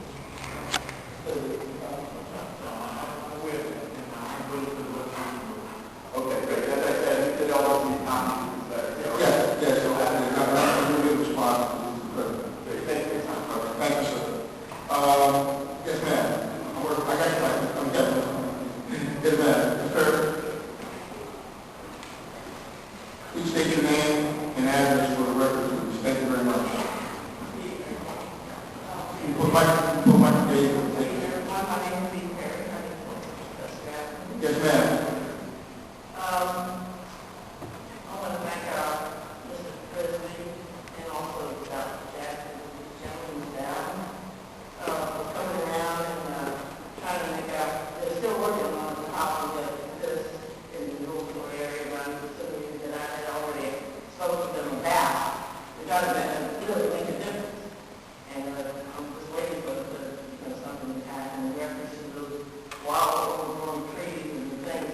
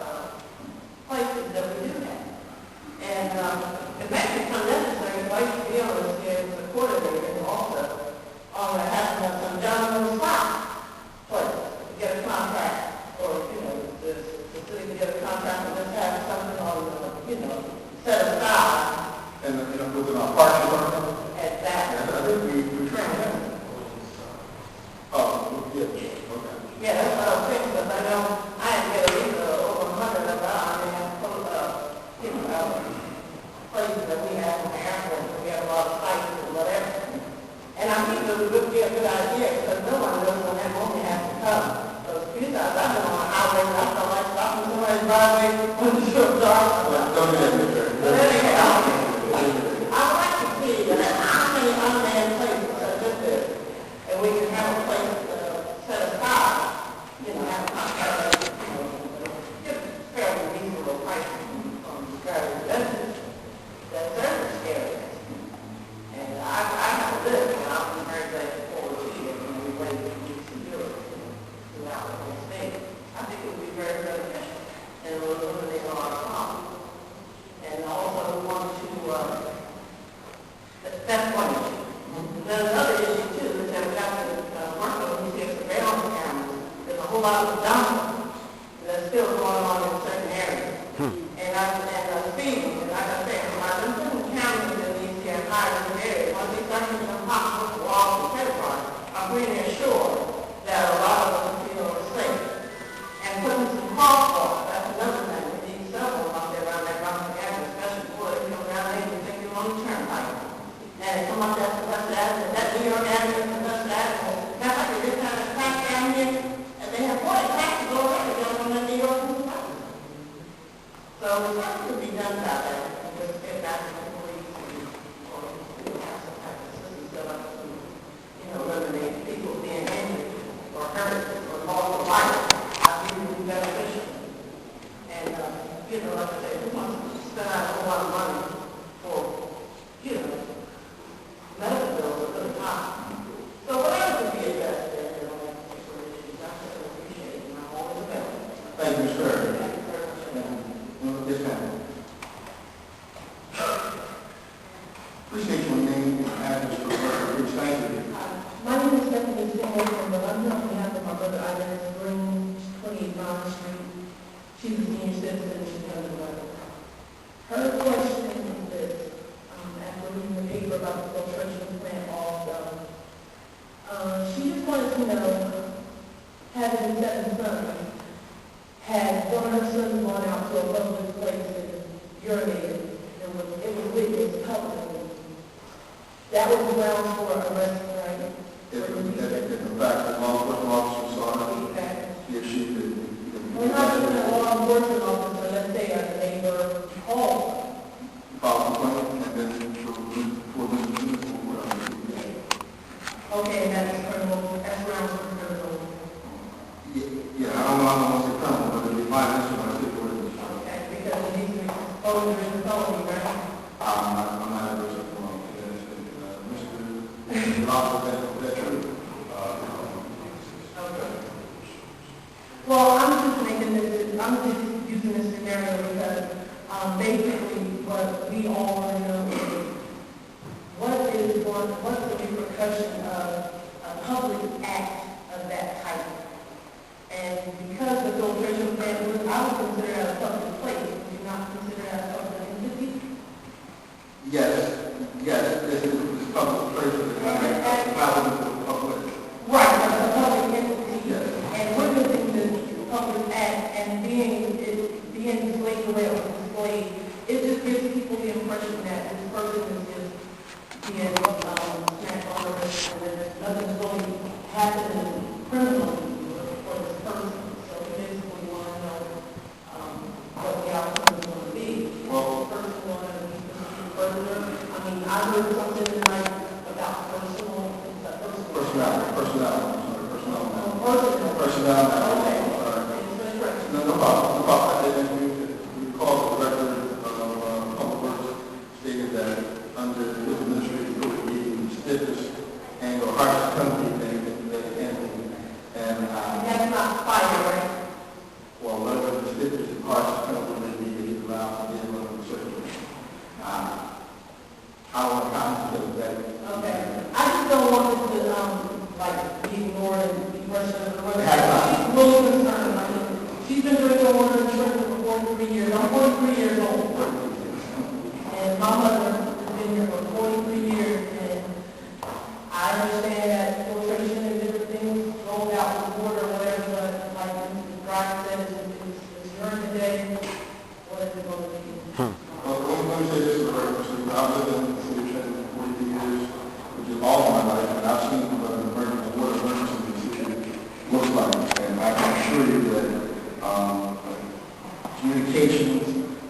words are not going to leave this passed out. There's evidence that any compromise to the water system, folks are going to move it something first to go down. I also can tell you that there's been a heavy investment in security systems, whether it's fences and lighting, cameras, security systems, mechanisms. For this, with the wilderness person, which is hopefully, but with regard to this entire, this was, I don't want to make light of this, but clearly Mr. Jackson said, it was more or less like an individual student public. You mentioned, you saw someone doing something like this. And one night, I was the one night question, how do you one person? And what do you do about it?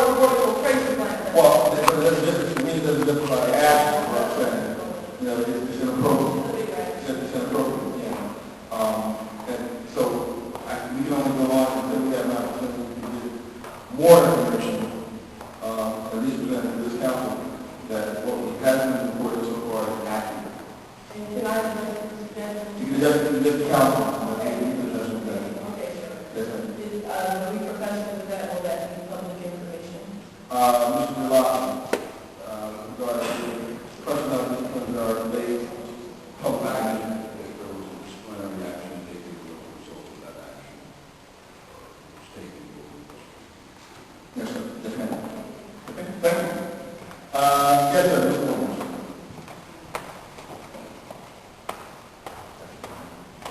Appreciate your name and address for the record, please. Thank you. Kevin Williams, 244 Jackson Street. Yes, sir. Kind of a small list of issues I'd like to speak to you about. Yes, sir.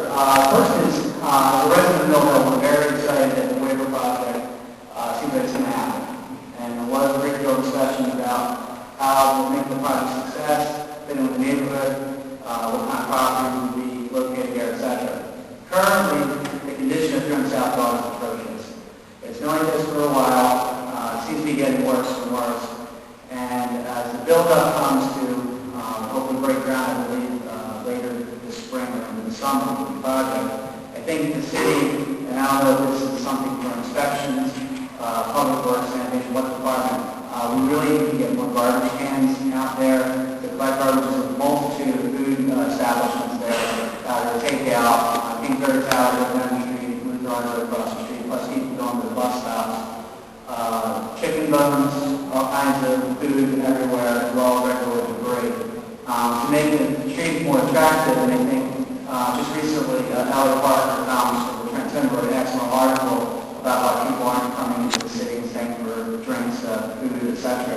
And this speaks to part of it. I think this is something we can do on our side as a city to really work with these businesses. Some of these landlords are absentee. There's a few buildings there that are abandoned, that there's no work going on, that are kind of being left in disrepair.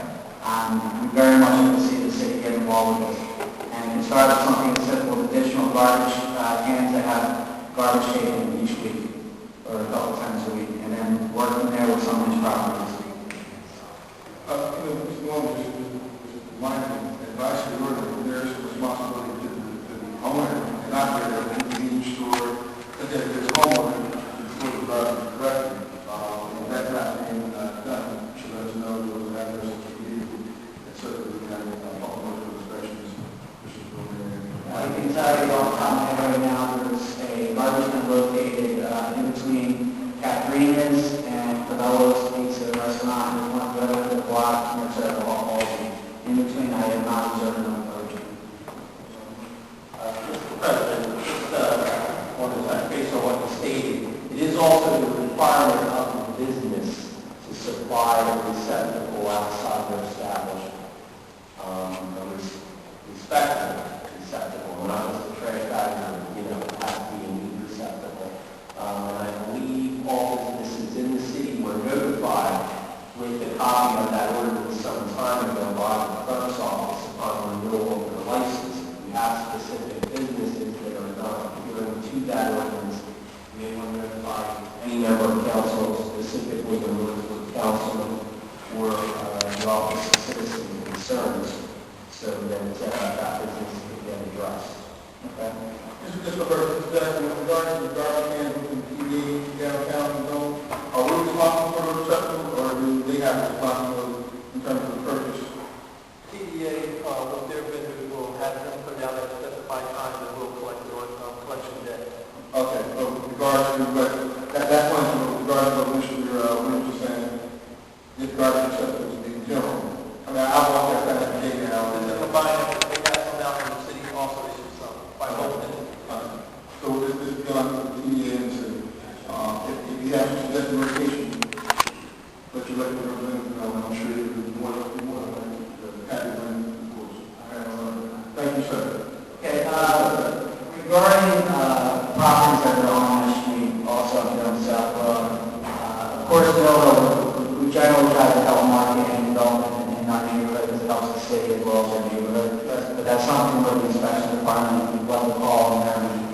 speaking as a resident, I can't speak officially for most sites that haven't taken an official position. It would be great for them to make a run through and start really cataloging the properties that are there.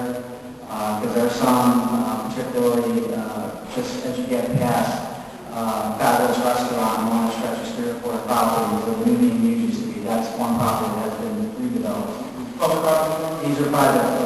Yes, and they're absentee landlords. Regarding the city website, I was very happy to have the presentation, and I want to compliment Mr. Ashworth and Mr. Page for making a massive improvement on it from a year ago. One of the things that we'd like to make some suggestions, some of the pictures on the front page, particularly in the past as you've gone there, I very much appreciate Mayor Palmer, he's a good-looking fellow, but I think we need to maybe cut some of the pictures of him, put the pictures of the city and activities, just because people ain't going to get one guy living here. But, in all truth and all respect to the efforts that are made, it would be good to use whatever space is available. A lot of people go to a front page. I know from my home, Trenton Film Festival, I talk people on the telephone, while they're on the one hand, they're typing in TrentonFilmFestival.com with the other. As soon as they see the front page, that's their immediate image, whether they're interested in being involved with us or not. I'm sure that would be the same way with the city. Part of the calendar feature that's on there, back in November, I tried to post the Millville House Tour on the city website. Figuring out a good way for people to go to the city website to find out about us. It didn't take it into the calendar system. That occurred again when the Trenton Film Society did its auspicious fundraiser on February 24th, where the calendar didn't accept this particular activity. So I don't know if that's a matter of there's a link missing or there's a protocol that has to be posted, but something like that, as we're speaking earlier, marketing the city would be a great thing for official organizations, I guess, whatever way you discriminate, to be able to post events and help market. As far as additional city, if you haven't already seen, I wanted to suggest the city of New Orleans. As I've been going down and some filming, and even posted Katrina, they have a very great municipal website. You can get dog licenses, but I also want to get that outstanding. Regarding the car issue, just want to echo some of the comments. I was a pretty disturbed to read about it, how much contracting with the relations going on these. I know as far as travel in the private sector, public officials trusted a lot in the vehicle. I'm sure they're reading documents, making phone calls, etc. But even for a luxury car, I believe that one that we purchased could be found in Mercury, Marquis, etc. That's one example for a lesser amount of money that we would actually come. And even with the hybrid, I just happened to go to Consumer Reports today and do some research on hybrid. And much as they're great at it might be better for the environment to find a gas type of vehicle. It's not a hybrid, it gets a better gas mileage. It might be smaller. I know the mayor's maybe mentioned they would need space in the vehicle, but if you could get a smaller sedan that would be less than the lease contract as well as more fuel, which should be great. Finally, I just wanted to mention, I know you all get in your earlier copy of this article. It's in this week's U.S. report. It's about permeable pavements that the technology thousands of years old, going back to Rome, and a lot of the cities in Europe and Asia, Japan, are going back to permeable pavement, which actually includes the type of streetscape. So it's not what we're using now, asphalt, which doesn't drain, allows for flooding, which in certain neighborhoods we have maybe flooding problem, which not this will solve it, but also a runoff, water pollution, etc. I think given, I know our city is very tight on money, we have some financial problems going forward, I think it's very helpful for the city from an economic standpoint, environmentally, but also from a marketing standpoint to reconsider this.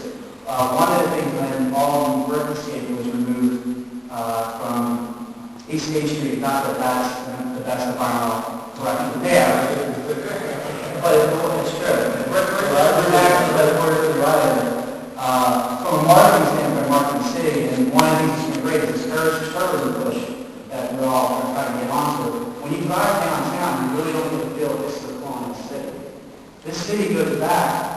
We're going to be later this century celebrating that will be 400 years since the city was established. When you go to other cities, New York, etc., or even Montreal, down in New Orleans, even parts of Washington, they have powerful streets, they have permanent paved streets. You get a feel that you're going back in time. It makes you slow down, it makes you look around and see things like the old barracks or some of the older buildings that we're trying to redevelop. And I would suggest that we really, going forward, try to encourage the Public Works Department to really consider these options. Because when people come to Trenton and try to explain the history and what happened here, you can walk two stone skips and you're working George Washington saved the country. It really hits people, but then when they go down the street and they see no evidence or no feeling that they're in a city that has this history, you can explain it any time you want, but people go by what they feel what they say. So just love to encourage you to do that going forward. Thanks, Lance. And I will recommend to the administration, we have the website page on the front page. Thank you.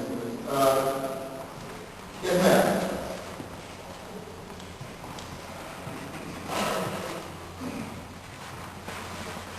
Please state your name and address for the record. Thank you very much.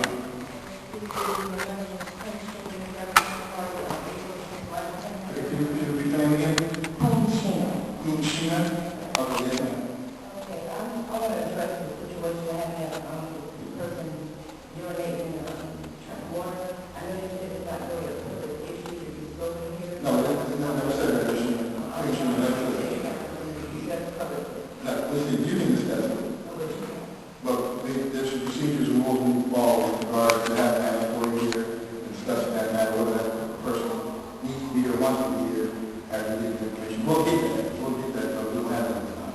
Yeah, I understand that. But you have for it. Yes, ma'am.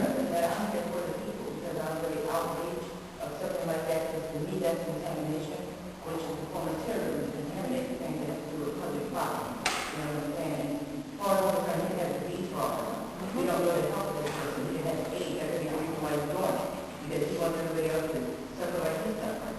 You know, it's a form of DNA.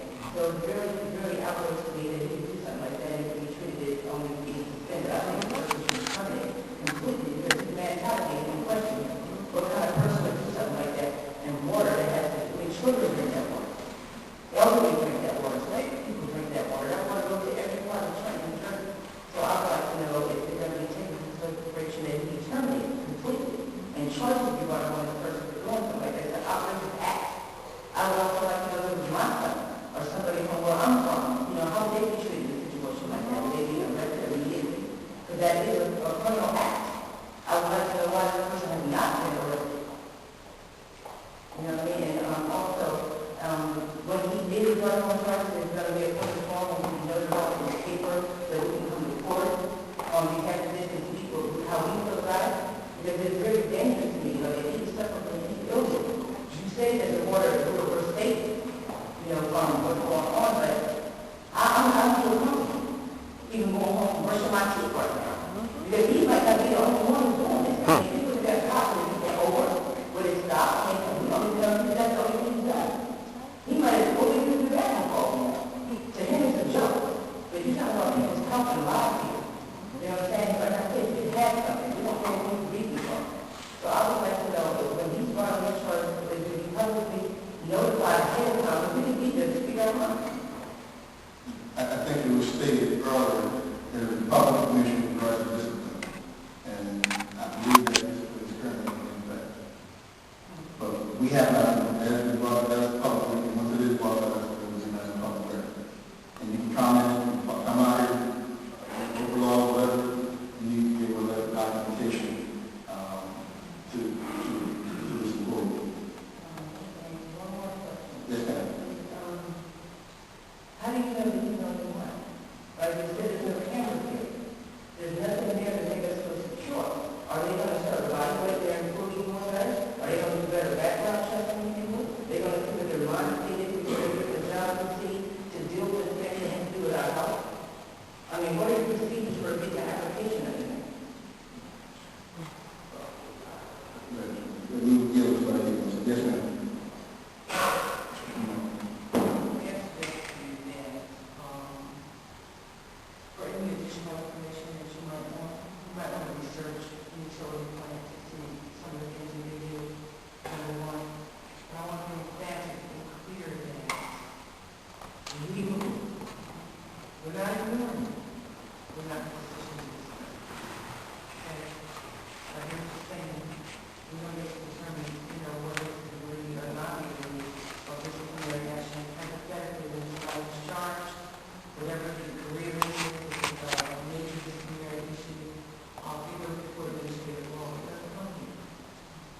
And so, I just want to be clear with you, and I don't know, remember, we're drinking water as well.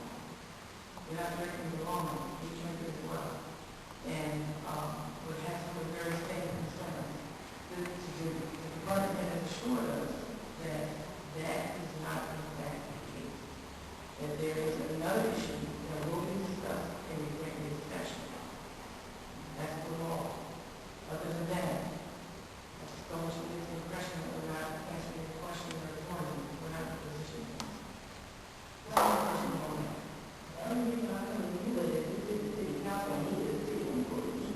So it's very well for me to understand why we can't accept the legal and stuff that's the answer to the ultimate thing. I mean, you know, I don't think that's a shame, you can't think that there, you can't accept this and you can't accept that. But at the same time, you're making the people feel shocked because it's like it's not a big deal. It's not a big deal. It's not everything because we have to have a daughter who's separate from everybody. The last thing I need her to do is things to be wrong. But I don't know if it's just a big number. You know what I mean? When I ask for the it's for the concerned as you are, the director of the student, we're not in a position legally to engage in that conversation. It's not that we don't care. It's illegal to have that discussion. And we know it's work.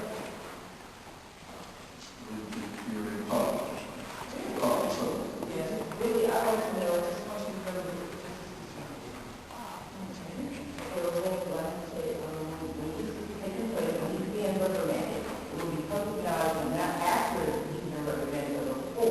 That's my question. Before he is brought to his peers, will we be notified ahead of time so we will be there? Not notified after they did what they want to do, you know, so far as they did the suspension and they don't allow the citizen who want to come back on the same place. I mean, his word is out and no one again. Appreciate the fact that I actually want to take with regards to disciplinary action. To the extent that there's no public charge on that, he has a representative before administrative hearing, and whatever is going out for recommendation on a case-by-case basis is what the county will dictate. We're out, I think as Adika said, we hear you, we're operating by the behavior. Operating by the behavior. There's no question whether it could happen once or twice by another cohort. You know, we heard this thing, second, third admission, but it's our understanding it was at some admission by the individual as well. So at that point in time, when it's all in the board, and we just haven't had that capability there. I hear your frustration, but that is what have rights to with regards to the process and putting things on the table. And we can hear all of that. We can hear all that, so that any comment we make as a body. Okay. And then there's no shame for anyone who brought comments to this. I want to know everything that took place. And I want to know in the right context. Yes, ma'am. There was some admission, I understand. Once you admit that you're guilty, why should there even be any more further investigation? Once he admitted, what is there investigation? I mean, he already admitted. So to me, the action should only be for him to be terminated as an employee of the city. Because if he represents us in the city, then that's how Trump represents himself, so you're in water every time you drink. To me, there's nothing to talk about. If this man is punching that just operated in water, he should be terminated with there's nothing else to talk about. Because I don't feel that it was me, my son, or anybody in my community that did it, and they would be allowed to even work with anybody in that program. And I want to make sure that I'm clear with regards to what was alleged to be. That's not what we did. So he said, I think I can. No. What did he say? I mean, that's what I'm saying. When we get that information on the record, we can be in the public at that point in time. I'm not going to make speculation, but I'm going to back the argument that's very clear. And so far, I've heard from the public who provided comments related to that event. I don't know where that came from. I think that's one of the issues that some people want to know. How would something like that get out? Was the system compromised? Was it whatever it needed? All the questions will be asked. So the way we leak out some way, will we ever found out? If it was only leak out to the public, we also would it became a secret? And we just would never know? I mean, if it wasn't put out the way it was, would it ever have information? Well, there's other disciplinary major issues that take place every day that you don't get any of. And I mean, just that might be equally, that's what I'm talking about. Maybe listen, when a police officer shoots someone, those issues don't necessarily come before us unless there's some type of civil action that might take place. I'm just giving you an example. There was a fact, means, or justification for it, other than the disciplinary action that may come out of the court, that may come out of the director's office, that's presented to us at that time. Oftentimes, remember, you say, can I get an update on such and such a case that I read about, or someone had a big thing and I had that. So however information comes before us, how we will get it and how we act.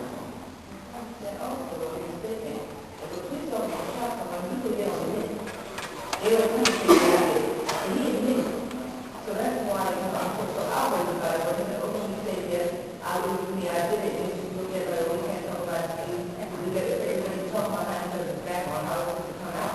I don't feel comfortable, I don't even feel comfortable going home and touch my son anymore. Because you're sitting here telling me that we just got to sit around and wait to figure out what the action going to be to this person. Because if it's not made to see that it's not being tolerated at all, we don't know what copycat come behind this person. So I want to know that disciplinary action is going to be taken to the point where nobody will ever want to do anything like that. Because they're going to lose their job. They're going to be incarcerated. You're going to be brought up on fine, just like any of us in the community with their bus over and one of us that did it behind the store anywhere else. I'm pretty sure your job has bathroom facility. So to me, he did it intentionally, and we said it was a joke. And it will continue to be a joke in his mind, and other people's mind, and he's like, that a person could become. That's a criminal act. My last question is Brooklyn.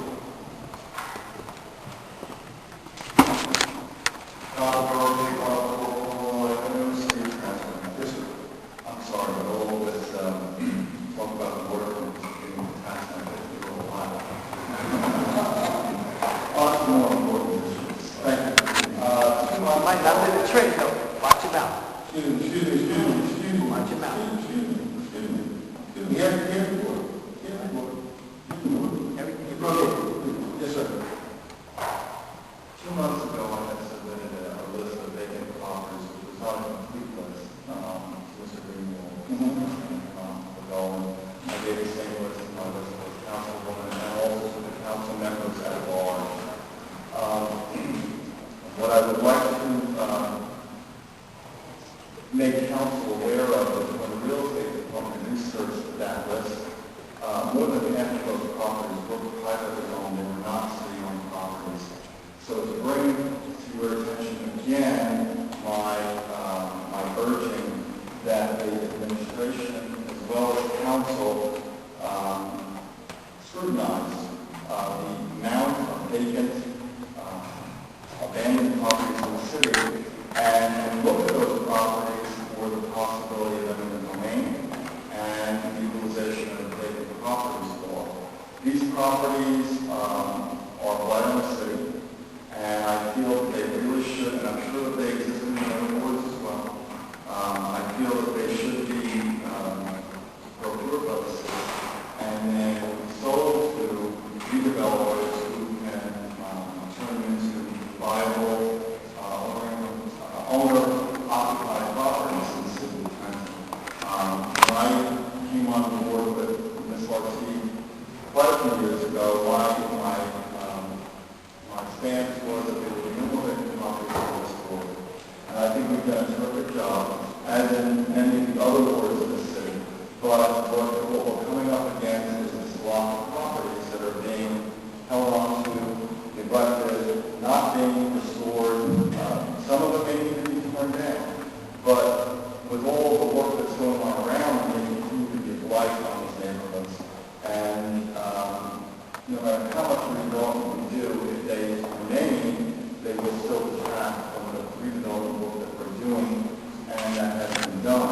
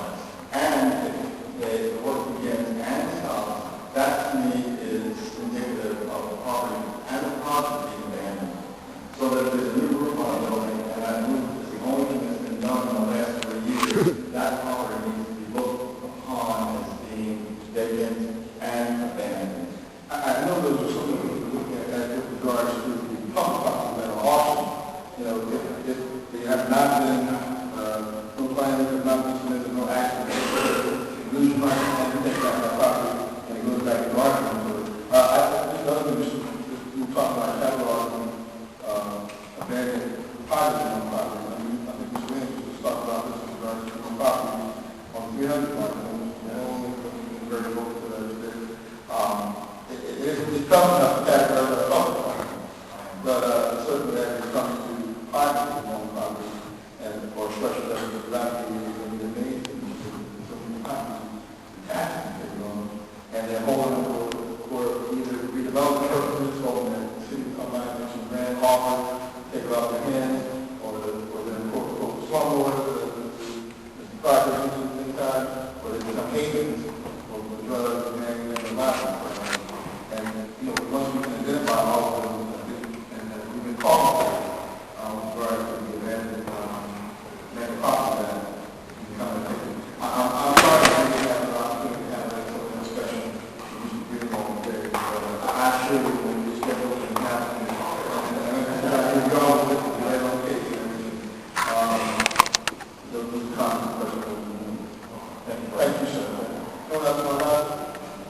Yes, sir.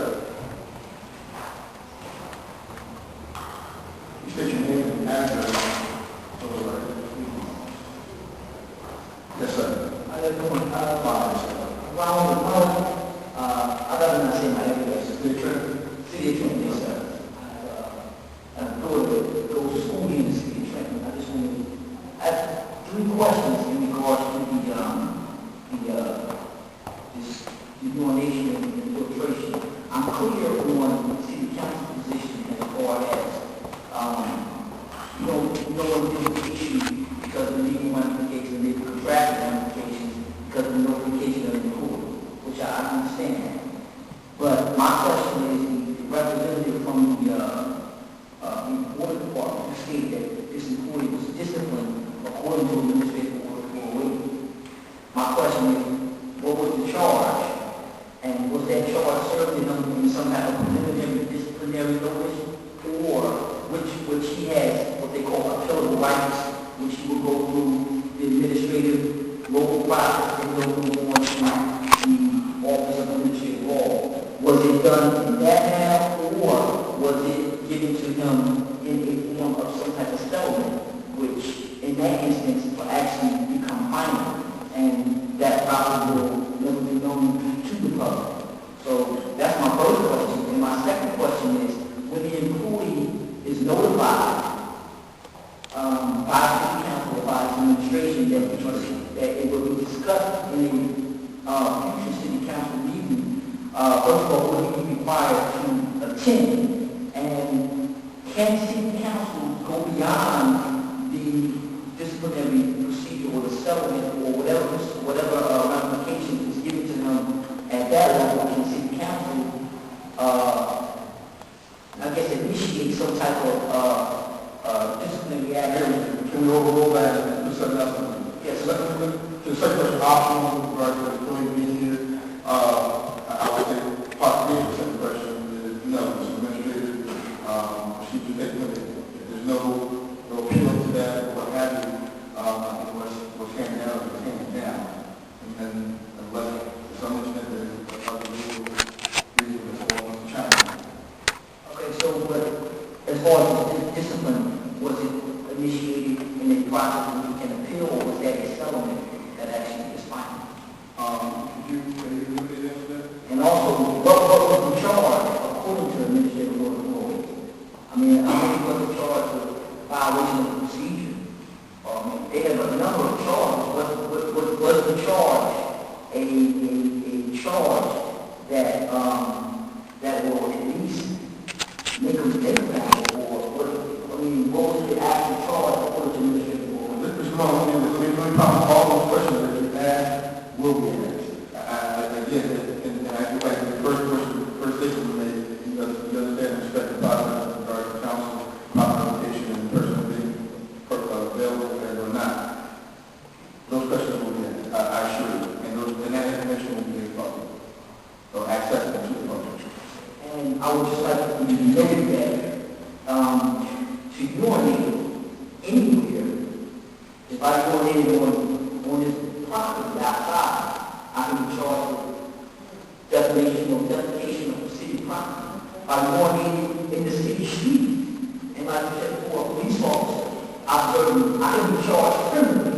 And I would have to actually go before a judge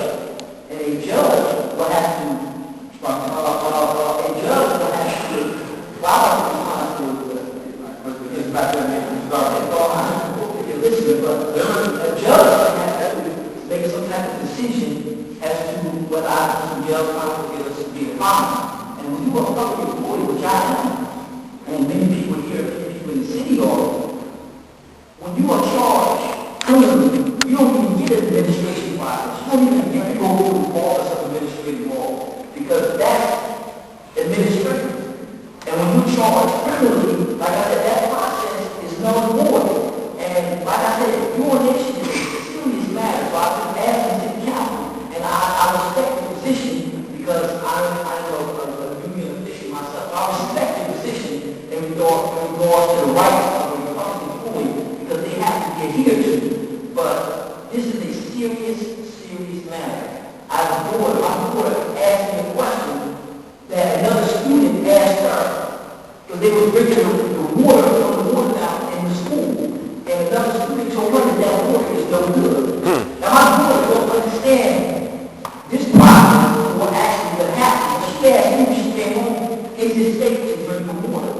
So these are the effects that we're dealing with in our children. Because we can go to school and buy bottles, but children don't have that leisure. But children will want to water down there to a force immediately. So we have to look at this seriously, because to urinate any type of way in a public water that is filtered not only in the city of Trenton, but the community as well as across the Hamilton, you're not only protecting the people in the city, but you're protecting the people outside the city. If I urinated in Princeton, I would be locked up and put on the front page. Probably wouldn't have a bail if I faced the judge. But a person urinates in our city water, and the person that county is taking it lightly. Not that you may not be taking it lightly, because you are following what you should follow, but it just appears that it's being taken lightly from the point that we should pay for to the point that we are here now.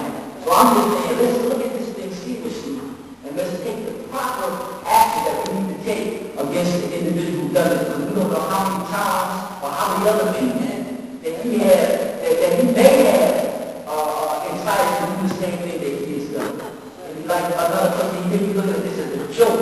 It's not a joke when it comes to our drinking water. Thank you, and I respect the process. Thank you. Anyone else from the council? Yes, sir. State your name and address for the record, please. Shaheed Morrison, Trenton. Yes, sir, Mr. Marshall. A few recommendations for the council on having the progress of the website. I'm on it all the time. Second recommendation will be for the council members also implement the website such as the council, because it's constantly on needs updated. My third recommendation would be for the city website that they can put the resolutions and documents up on there updated. Be far away and they want to see what's happening at the previous council meeting. In terms of my only take is that this is what we have is that we control this. But at the end of the day, if you urinate, I see a study on this.